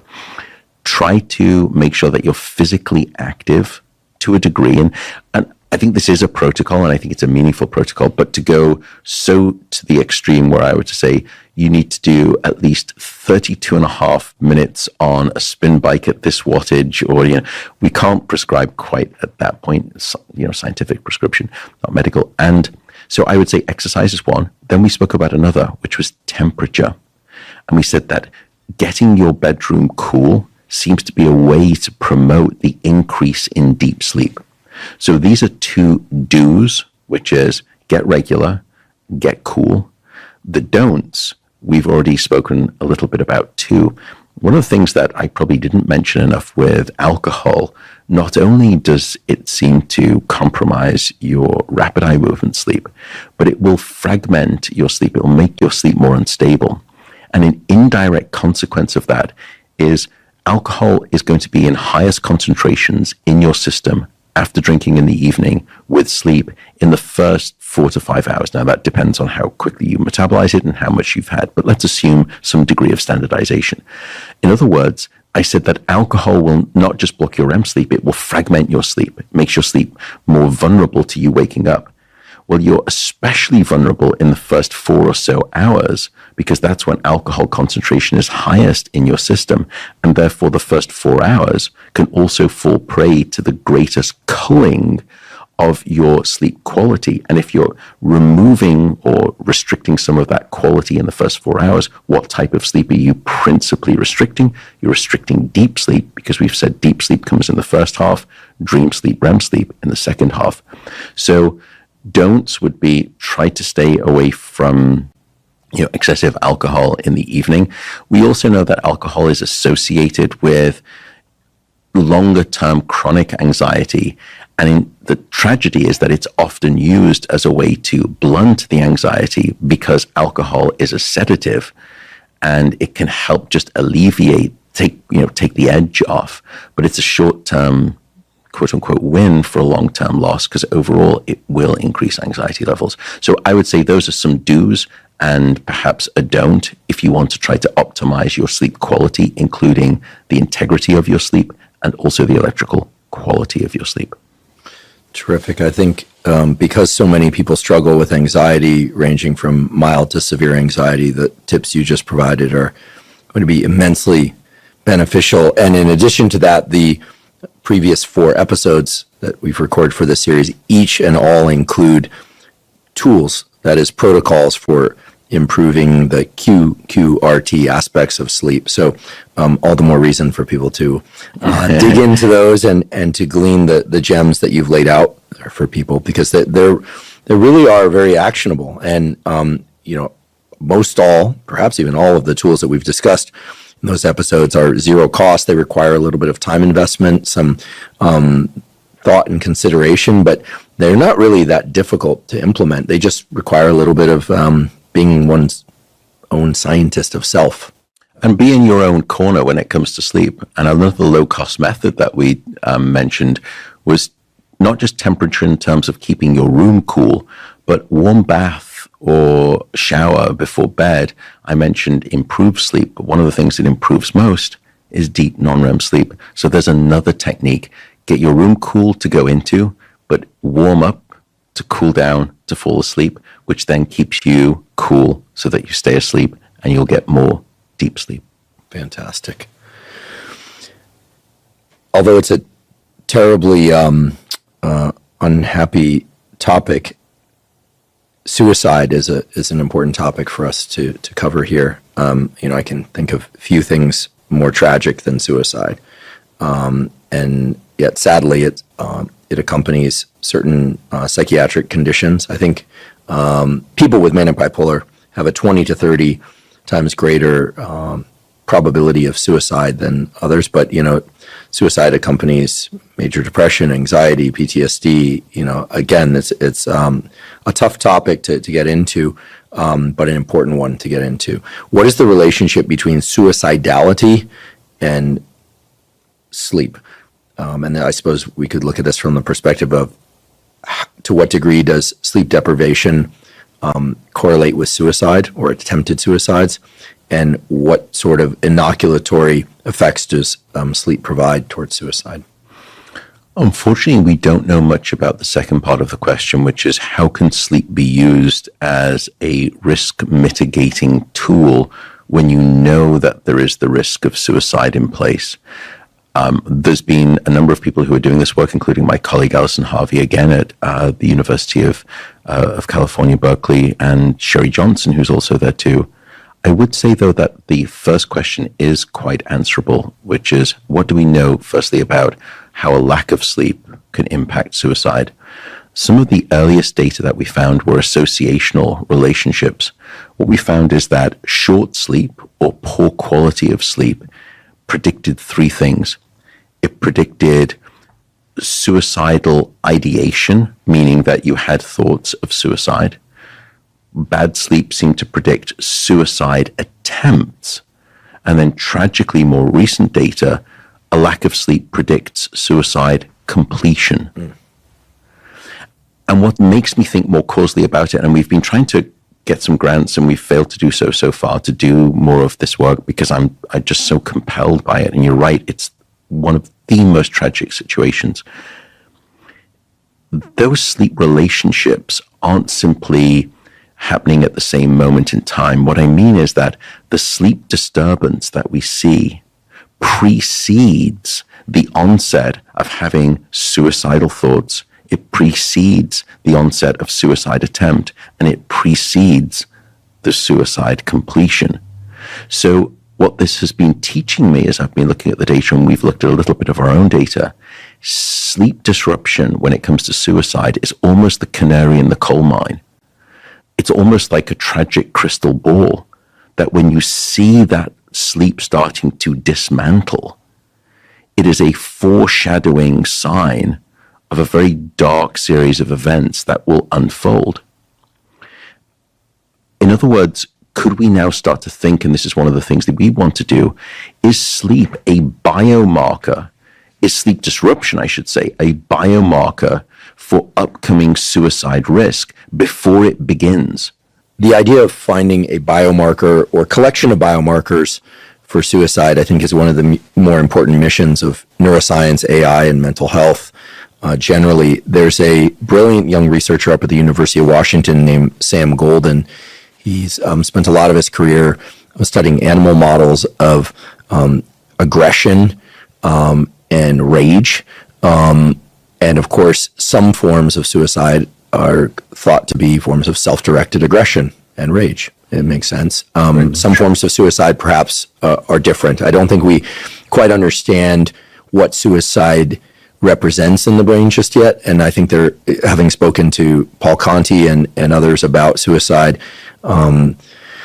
it's clear that there are unfortunately many paths to suicide, and there isn't one brain state. Nonetheless, Sam's laboratory has been developing tools that help people with suicidal tendencies or people who have had suicidal ideation or plans in the past, with these AI-based tools where it detects changes in their voice, in their sleep patterns, and in a few other metrics that I don't recall, that together become very good predictors of later suicidal ideation. So the idea here is that people who are prone to suicide often don't realize that they're drifting that way until it can sadly be too late. So the point here is, A, biomarkers are key. B, these biomarkers are being developed. C, AI is critical, but that, according to Sam, changes in sleep patterns is absolutely central to these algorithms for allowing people to detect their own potential for suicide. I think it's critical, and we thought about this when we started to see these sleep signals that were preemptive, that were almost precognitive in the sense of prediction. Occurred to me that we're at the stage of technological evolution that if we get consent, and many individuals who become suicidal they are interested in some degree of support. And we often, but of course, some people will just recoil and go into themselves, and that's when things can get very problematic as well. But it would require some degree of consenting that if you have a history of suicide ideation in the past, what if you were to be able to consent and say, I would like to risk mitigate, and you have a wearable like a watch, and that watch is connected to your phone, and there is a signal that can come from your watch that dials a series of phone numbers in order of preference.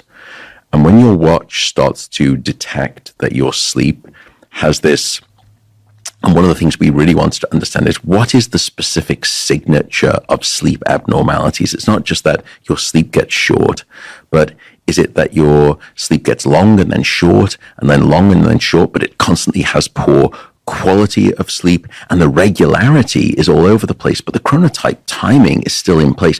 What sort of specific pattern of those things is the hallmark that is most predictive of suicide? Let's say that I can come up with that algorithm finally, and then we can implement it into a watch or a tracking device of some sort. And when it starts to see that pattern, it's constantly pattern matching, and it starts to see that across whatever number of days we say, if you see this across 6 nights or across 13 nights, this is serious. It then triggers that phone to send a message to those individuals who are the designated support carers. And those people then reach out and start to say, how are you doing? Would you like to have a phone call? Can I come over? Can I make you some food? And I'd love to have a chat with you. Can you find a way to bootstrap a condition where you constantly then otherwise become asocial or antisocial and lose all support network? So that would be the sort of the grandiose idea. The other thing that's very interesting is that we could measure their activity and their wakefulness at night. And the reason I bring this up, there's some great work by Michael Perlis and Michael Grandner, who've looked at suicide, both attempts and suicide completion across the 24-hour period. It's not constant. It's not that you see suicide ideation and suicide attempts and completion in a distributed manner equally across the 24-hour period. When do they principally occur? They occur in the late middle of the night. And there's this almost a 4 to 5 hour period, somewhere on average, and again, it's just an average, somewhere between, let's say, 1 a.m. and 4 a.m., which turns out to be right at the lowest dip of your circadian rhythm, and it could be circadian rhythm. But I also think that there's something about, of course, the nighttimeness when no one else is around and it is just you. Bad point number one. Second, as we've spoken about before on this episode, negative thoughts are 10 times worse in the darkness of night than they are in the light of day.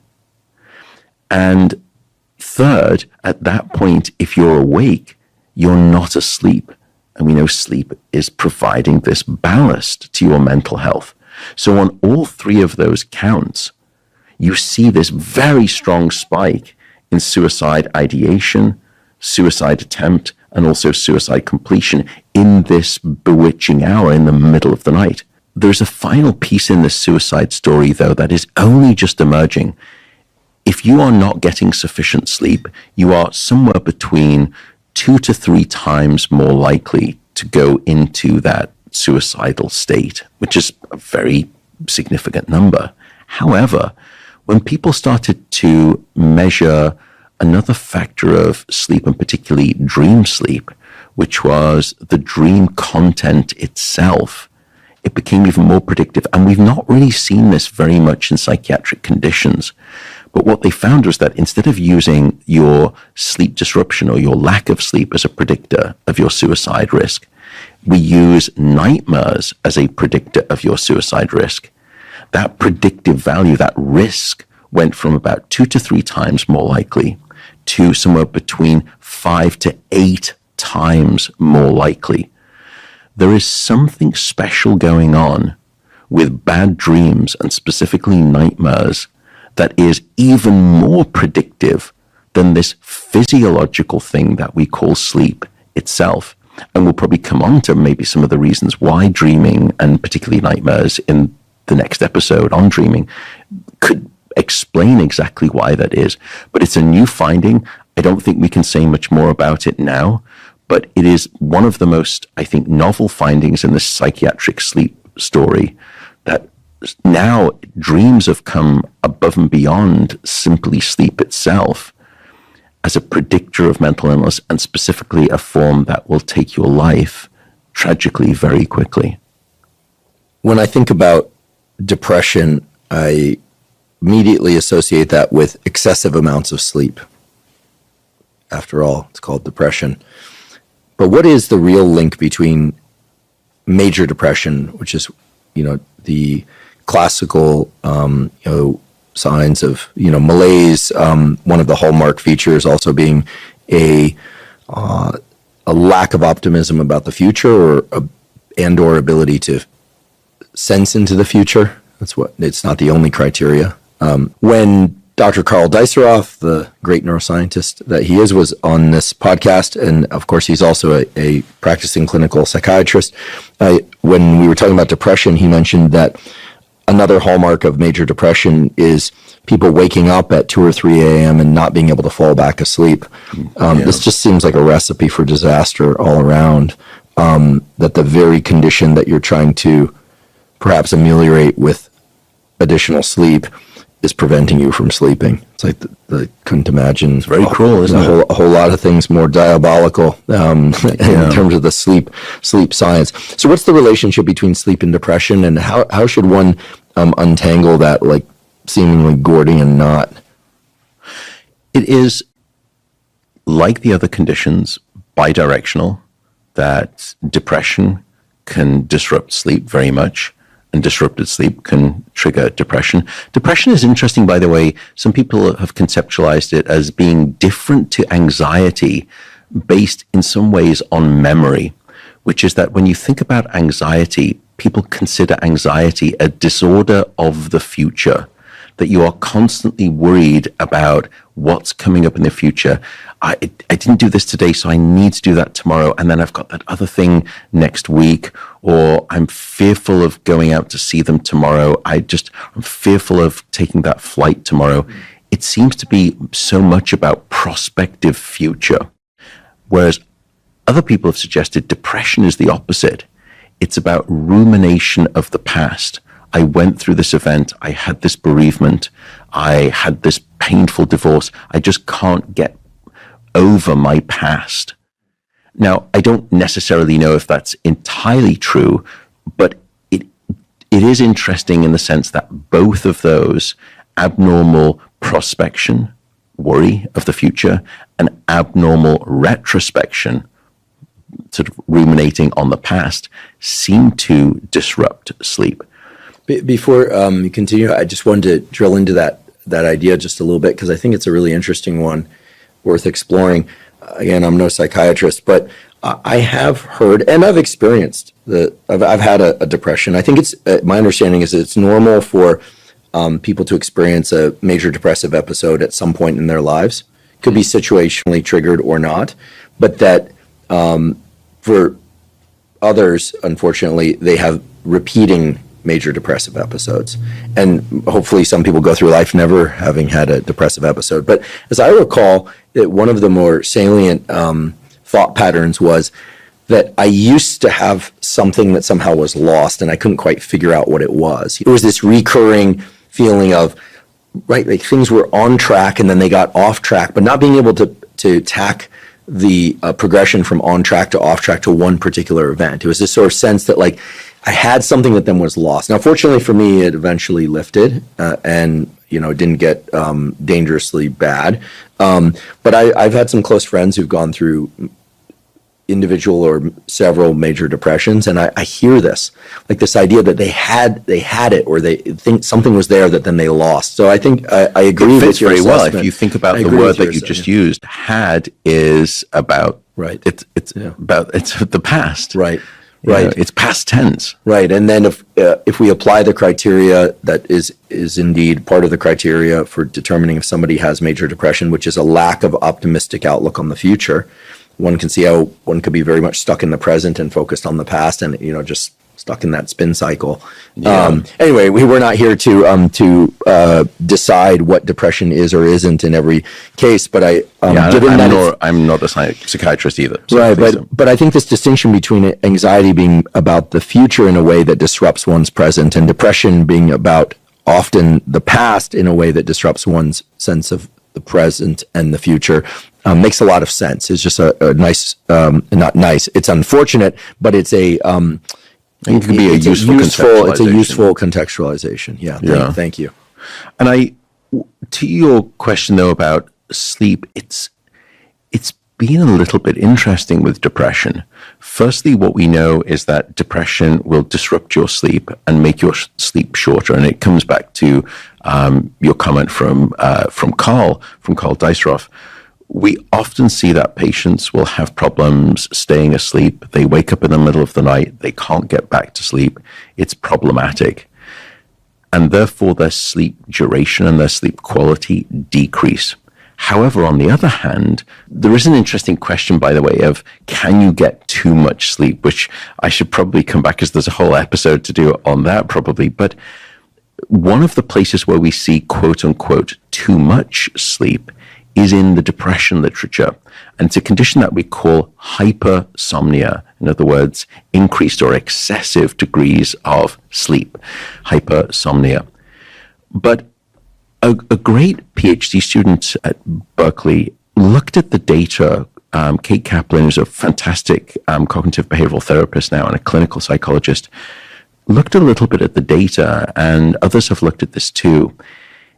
When you examine what people were asking those patients, where there is this conclusion that patients with depression can sleep too long, really what they were asking in those studies was, what time do you go to bed and what time do you wake up? And there, what you clearly find is that people with depression will be in bed for significantly longer periods of time. And the inference there, and you could argue almost the conflation, is that if you're in bed for longer, then you're sleeping for longer, and therefore depression is a condition of hypersomnia.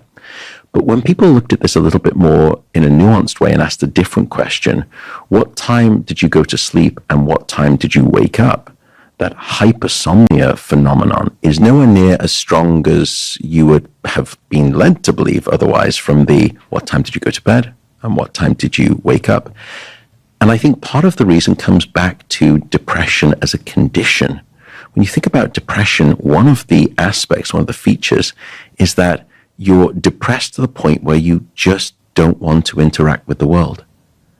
And what better place to spend, if that's your mentality, than this thing called bed? I just don't want to get out of bed. I'm just going to stay here and lie in bed. I'm awake. I'm not asleep. And so we don't quite know yet if depression is a condition that is associated with long sleep. We certainly know it's associated with short sleep and disrupted sleep, or that is masquerading as this thing called hypersomnia. But when you really look at the data, it's not quite so clear. That was the first peculiarity in depression, that there could be this paradox of, yes, long sleep, but also not enough sleep, too short sleep. One of the earliest findings in depression and sleep, and has been quite well replicated, is a change in REM sleep. But now it wasn't necessarily that individuals who had depression slept or had excessive amounts of REM sleep. They had a little bit more. What was interesting is that when that REM sleep emerged during the night was much earlier. And in the first episode, I was telling you that when your head hits the pillow, you go down to the light stages of non-REM, then into the deeper stages, and then maybe after about 50, 60, 70, 80 minutes, you'll pop up and you'll have your short REM sleep period. But that first REM sleep period in people with depression seemed to have been called up by the brain, abnormally or not, much earlier. So it's what we call REM sleep latency. From the moment that you fell asleep, what is the time, what is the latency of the first arrival of REM sleep? And that REM sleep latency was significantly shorter in those people with depression. REM sleep was arriving earlier. Now, it's hard because you can argue, and these are the most dangerous hypotheses, you can argue both sides of it. You can say, well, perhaps that's because, Matt, you also spoke to me that REM sleep may be important for some aspects of the emotional brain.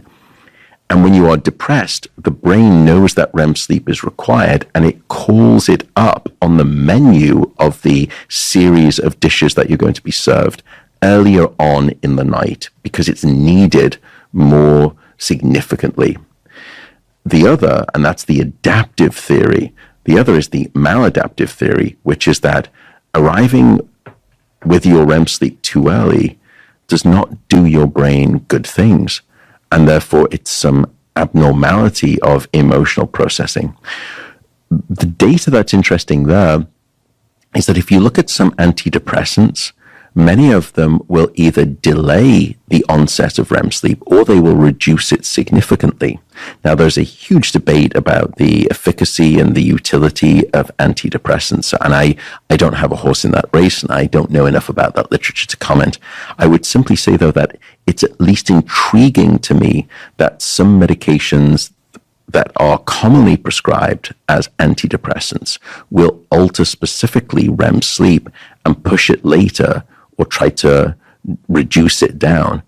And that would fit with the maladaptive hypothesis that this arrival of REM sleep so early in depression and perhaps having a little too much REM sleep isn't optimal. And when you push back against that with pharmacology, i.e. antidepressants, you seem to get some degree of resolution or reduction in the depression symptomatology. Again, I don't think we clearly understand that. Another strange thing that has been often cited to me many times about sleep and depression is a literature that suggests that if you deprive people of sleep, which time and again in this episode we've said leads to bad outcomes for mental health, it does exactly the opposite in depression.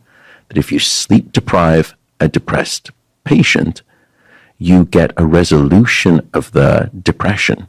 And that is the claim that's often made to me. Now, it is a very clear set of data in the literature, but there are two potential concerns with it. The first concern is that not all patients respond to sleep deprivation. In fact, if you look at the data, it's somewhere between 30 to 55% of patients will be responders to sleep deprivation. The other proportion of those patients don't respond, or if anything, get worse when you sleep deprive them. And then the question is, well, how would you know? And right now, and there have been some brain imaging studies, some PET studies done way back at UC Irvine and other locations, where they were trying to say, is there something about the metabolic activity of your brain that can predict if you're a responder or not to sleep deprivation? Because at least then we would know who should we push through this quote unquote treatment and who should we not because it's going to be bad for them. That's the first issue. And we don't have a clear understanding. The second issue is that as soon as those patients with depression sleep after the deprivation, the antidepressant benefit goes away and they go right back to being depressed again. So yes, it's a mechanistically interesting process. What is it about sleep deprivation that could alleviate depression? And I'll explain why I think it can. But it's not a sustainable one. It's not a clinically viable one. Why would it have that effect if it does? Well, you and I discussed earlier in this episode that when you are sleep deprived, not only does your emotional brain become much more responsive to negative things, it also becomes much more responsive to rewarding positive things. And one of the interesting things that I think people mistake about depression, they just think that when I'm depressed, I have sad mood, I have negative mood. That's not entirely true. One of the principal features of depression is something that we call anhedonia, which is an absence of having the ability to have hedonic responses. In other words, you can't get pleasure from normally pleasurable things. It's not an issue about sliding down to the negative. It's the absence of being able to experience the positive that puts you on a track towards depression. And what you and I discussed earlier in this episode is some of the work that we've been doing, where when you sleep deprive individuals, but you show them very rewarding based stimuli, they become much more reward sensitive. And perhaps this is why patients will respond to sleep deprivation with depression, because they're too far away from that positive end of the spectrum. They're not reward sensitive enough. They don't get a positive, good feeling. Now, if you're someone who is healthy and you're sleep deprived, you go too far in the reward direction and you become vulnerable to reward and sensation seeking. But if you're depressed and you're shifted to sort of away from that, and sleep deprivation brings you back closer to a normative reward-based reactivity, maybe that's the reason why you get this antidepressant benefit and why when you start sleeping again, you take away that enhanced reward sensitivity and you lose the antidepressant benefit. So I think we still don't know enough about depression and sleep yet. If you were to ask me of the four, quantity, quality, regularity, and timing, which would be ideal, I would say all four are definitely players, but timing may have some of the best evidence because it's not just about sleep when it comes to depression. It's also about your circadian rhythm. That if you are not aligned with your natural chronotype, your natural 24-hour rhythm, circadian misalignment, when you fall out of synchrony with your natural chronotype, is a strong predictor of depression. So if there is an actionable item, first it would be to say, from a big picture perspective, understand that sleep is one of the least painful available options for you as a no cost to try to stabilize your mental health. Now, I'm not suggesting that all psychiatric conditions are sleep disorders. That's not true. And I'm not suggesting that you should stop simply at the place of getting your sleep straight to help with your mental conditions. Not at all. I am saying, however, that if you do get your sleep straight, it's only going to help and may help quite a significant amount based on the data. But when it comes to depression, I would say of those four, QQRT, there's very strong emerging data that circadian misalignment, not matching your chronotype to the time when you are sleeping and the time you are awake, is one of the strongest factors. So if you want to say, I can't do all of them, Matt, I can't do all of this QQRT nonsense, just tell me one of them to start with, I would say, don't worry, we'll get to the three others. Let's just start with getting your timing right. Let's understand what type you are. Take the, go online, you can take one of these tests, the MEQ, the morningness, eveningness questionnaire. You can just Google it. It's free. You can do it. We'll provide a link to it in the show note captions. That's great. Yeah. Understand what type you are, and then try to understand, based on what time I'm currently awake and asleep, Is it matched? Is it mismatched? And if it's mismatched, try to see what you can do with your lifestyle, accommodating, of course, to match that. Things will more than likely start there getting better. Along those lines, and if I may, I'd like to just mention a recent study that I think dovetails with what you just said beautifully and seems highly actionable to me. This was a study published in Nature Mental Health, which is a relatively new journal, but it involved exploring the light exposure and dark exposure patterns of, I believe it was more than 80,000 individuals. I'll have to go back and check that. But what was interesting is that when they looked at light exposure, in particular sunlight exposure, and they looked at darkness exposure across the 24-hour schedule, what they concluded was that there was a near linear relationship between the amount of light that one gets in the morning and throughout the day and reduction in mental health challenges in terms of depression, PTSD. There were a few others. Some of the effects were less robust for certain psychiatric conditions than they were for, say, depression. What was equally interesting is that darkness, the absence of light, turned out to be as important a variable as light during the day. Made simple, if people tended to be in dim or dark light at night, they experienced reductions in their suicidal, depressive, anxiety, and PTSD symptoms, independent of how much light they were getting during the day. Yeah. So what this says is get as much light as one can possibly and safely get in their eyes, by the way, in the morning and throughout the day, and then do one's very best to be in very dim or dark environments at night.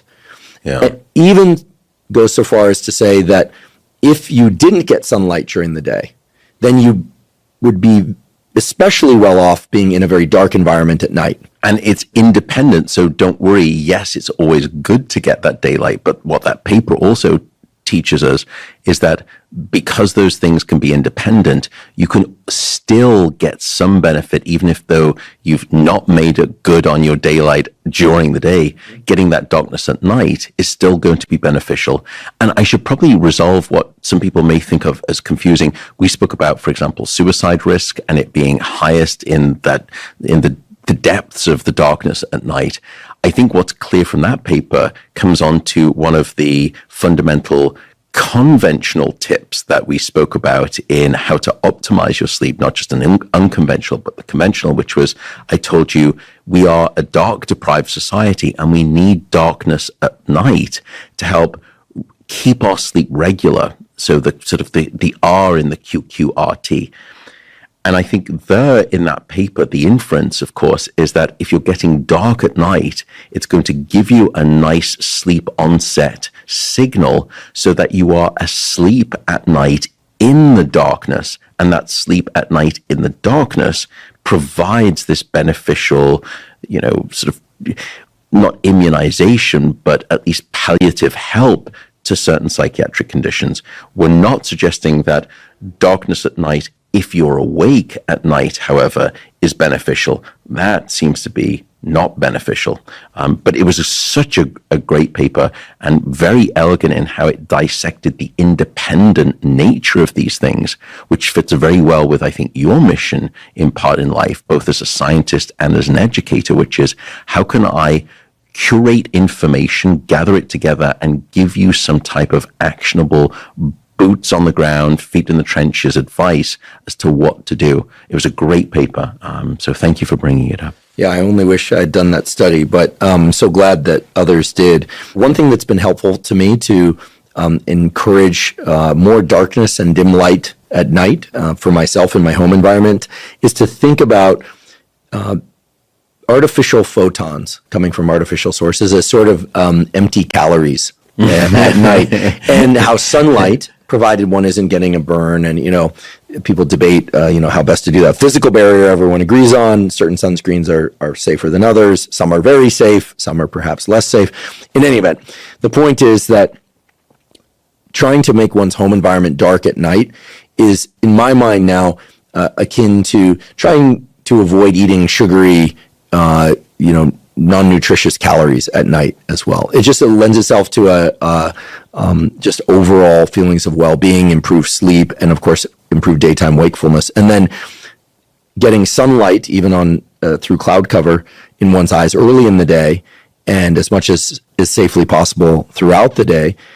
And if one can't get sunlight, getting light from bright artificial sources seems to be the best alternative. But I think there's this asymmetry of light-dark requirement in the same way that I think most everyone agrees that eating during one's active hours of the day is going to be the best way to go, as opposed to eating during the less active hours of the late night and certainly prior to sleep. Such a good point. And since it's only you and I here and no one else watching and witnessing this, I am thoroughly going to steal that phrase of junk light and help educate people, because that's a perfect description. Yeah, it's like empty photons. You've all heard of junk food. Well, there's something called junk light. And if you get, your whole foods during the day, just like you get your whole kind of encompassed light during the day, that's great. But then if you start binging on junk light at night, it's profoundly deleterious to your sleep and everything that sleep depends on. It's lovely. So when people hear me in future public spheres talking about junk light, you know where it came from. I will give you full credit. It's a delightful statement. Because I may have lifted it from somebody else inadvertently. We all stand on the shoulders of other giants. That's right, or other Twitter accounts or something like that. Well, I place myself firmly underneath a pedestal, but yes, we all try to stand on those shoulders of giants. Well, wherever you place yourself, the information that emerges from you and that emerged today is absolutely spectacular. I can't think of topics more interesting and important than emotion regulation, anxiety, PTSD, suicide, sadly, depression. All of these things are tragic challenges, but they are a real part of life. Some argue even more so nowadays, perhaps even because of the advent of so much artificial light and smartphone use in the middle of the night. Who knows? It's I think it's reasonable to assume it's at least one variable. Today, you've provided a ton of depth of understanding about why sleep and these mental health and emotional states are linked. It's just a really clear logical framework for both the non-REM sleep and REM sleep, and how it impacts mood and reactivity during the daytime, and also some really actionable tools to improve one's mental health and emotionality, and in addition to that, we'll refer people back to episodes 1, 2, 3, and 4, all of which include tools to improve every aspect of sleep and to really nail down the QQRT, that quality. Do you put quality first or quantity? Quantity, I'm just making sure. That QQRT, to really nail down the quantity, quality, regularity, and timing of sleep. We can no longer consider sleep just 6 to 8 hours, or get your 9 hours, or get your 7 hours. Clearly, there are other variables involved, and you've made those variables very clear to us, and you've given us the roadmap to plug in the best variables for ourselves. So thank you, Matt, ever so much. Thank you for allowing me to both voice and narrate the important story of sleep and mental health. It's something I'm immensely passionate about, both from a personal perspective, but also from a professional research perspective. Thank you for this opportunity. Well, again, thank you, Matt. And I'm very much looking forward to the 6th installment in this series on sleep, which is about a topic that everybody is fascinated with, which is dreaming. I know you're going to tell us about dreams and what they mean, perhaps what they don't mean. We'll get into dream interpretation of all things, lucid dreaming, and much, much more. So I really look forward to that discussion in episode 6. Thank you for joining me for today's episode with Dr. Matthew Walker. To learn more about Dr. Walker's research and to learn more about his book and his social media handles, please see the links in our show note captions. If you're learning from and or enjoying this podcast, please subscribe to our YouTube channel. That's a terrific zero-cost way to support us. In addition, please subscribe to the podcast on both Spotify and Apple. And on both Spotify and Apple, you can leave us up to a 5-star review. Please also check out the sponsors at the beginning and throughout today's episode. That's the best way to support this podcast. If you have any questions for me or comments about the podcast, or topics or guests that you'd like me to feature on the Huberman Lab podcast, please put those in the comment section on YouTube. I do read all the comments. On many episodes of the Huberman Lab podcast, we discuss supplements. While supplements aren't necessary for everybody, many people derive tremendous benefit from them for things like improving sleep, for hormone support, and for focus. To learn more about the supplements discussed on the Huberman Lab podcast, go to Live Momentous, spelled O-U-S. That's livemomentous.com/Huberman. If you're not already following me on social media, I'm Huberman Lab on all social media platforms. So that's Instagram, X, LinkedIn, Facebook, and Threads. And on all those platforms, I discuss science and science-related tools, some of which overlaps with the content of the Huberman Lab podcast, but much of which is distinct from the content covered on the Huberman Lab podcast. So again, it's Huberman Lab on all social media platforms. If you haven't already subscribed to our Neural Network newsletter, our Neural Network newsletter is a zero-cost newsletter that provides podcast summaries as well as protocols in the form of brief 1 to 3 page PDFs that cover everything from neuroplasticity and learning to sleep to deliberate cold exposure and deliberate heat exposure. We have a foundational fitness protocol and much more, all of which, again, is completely zero cost. You simply go to hubermanlab.com, go to the menu tab, scroll down to newsletter, and by supplying your email, you can subscribe. I want to point out that we do not share your email with anybody. Thank you once again for joining me for today's discussion all about sleep with Dr. Matthew Walker. And last, but certainly not least, thank you for your interest in science.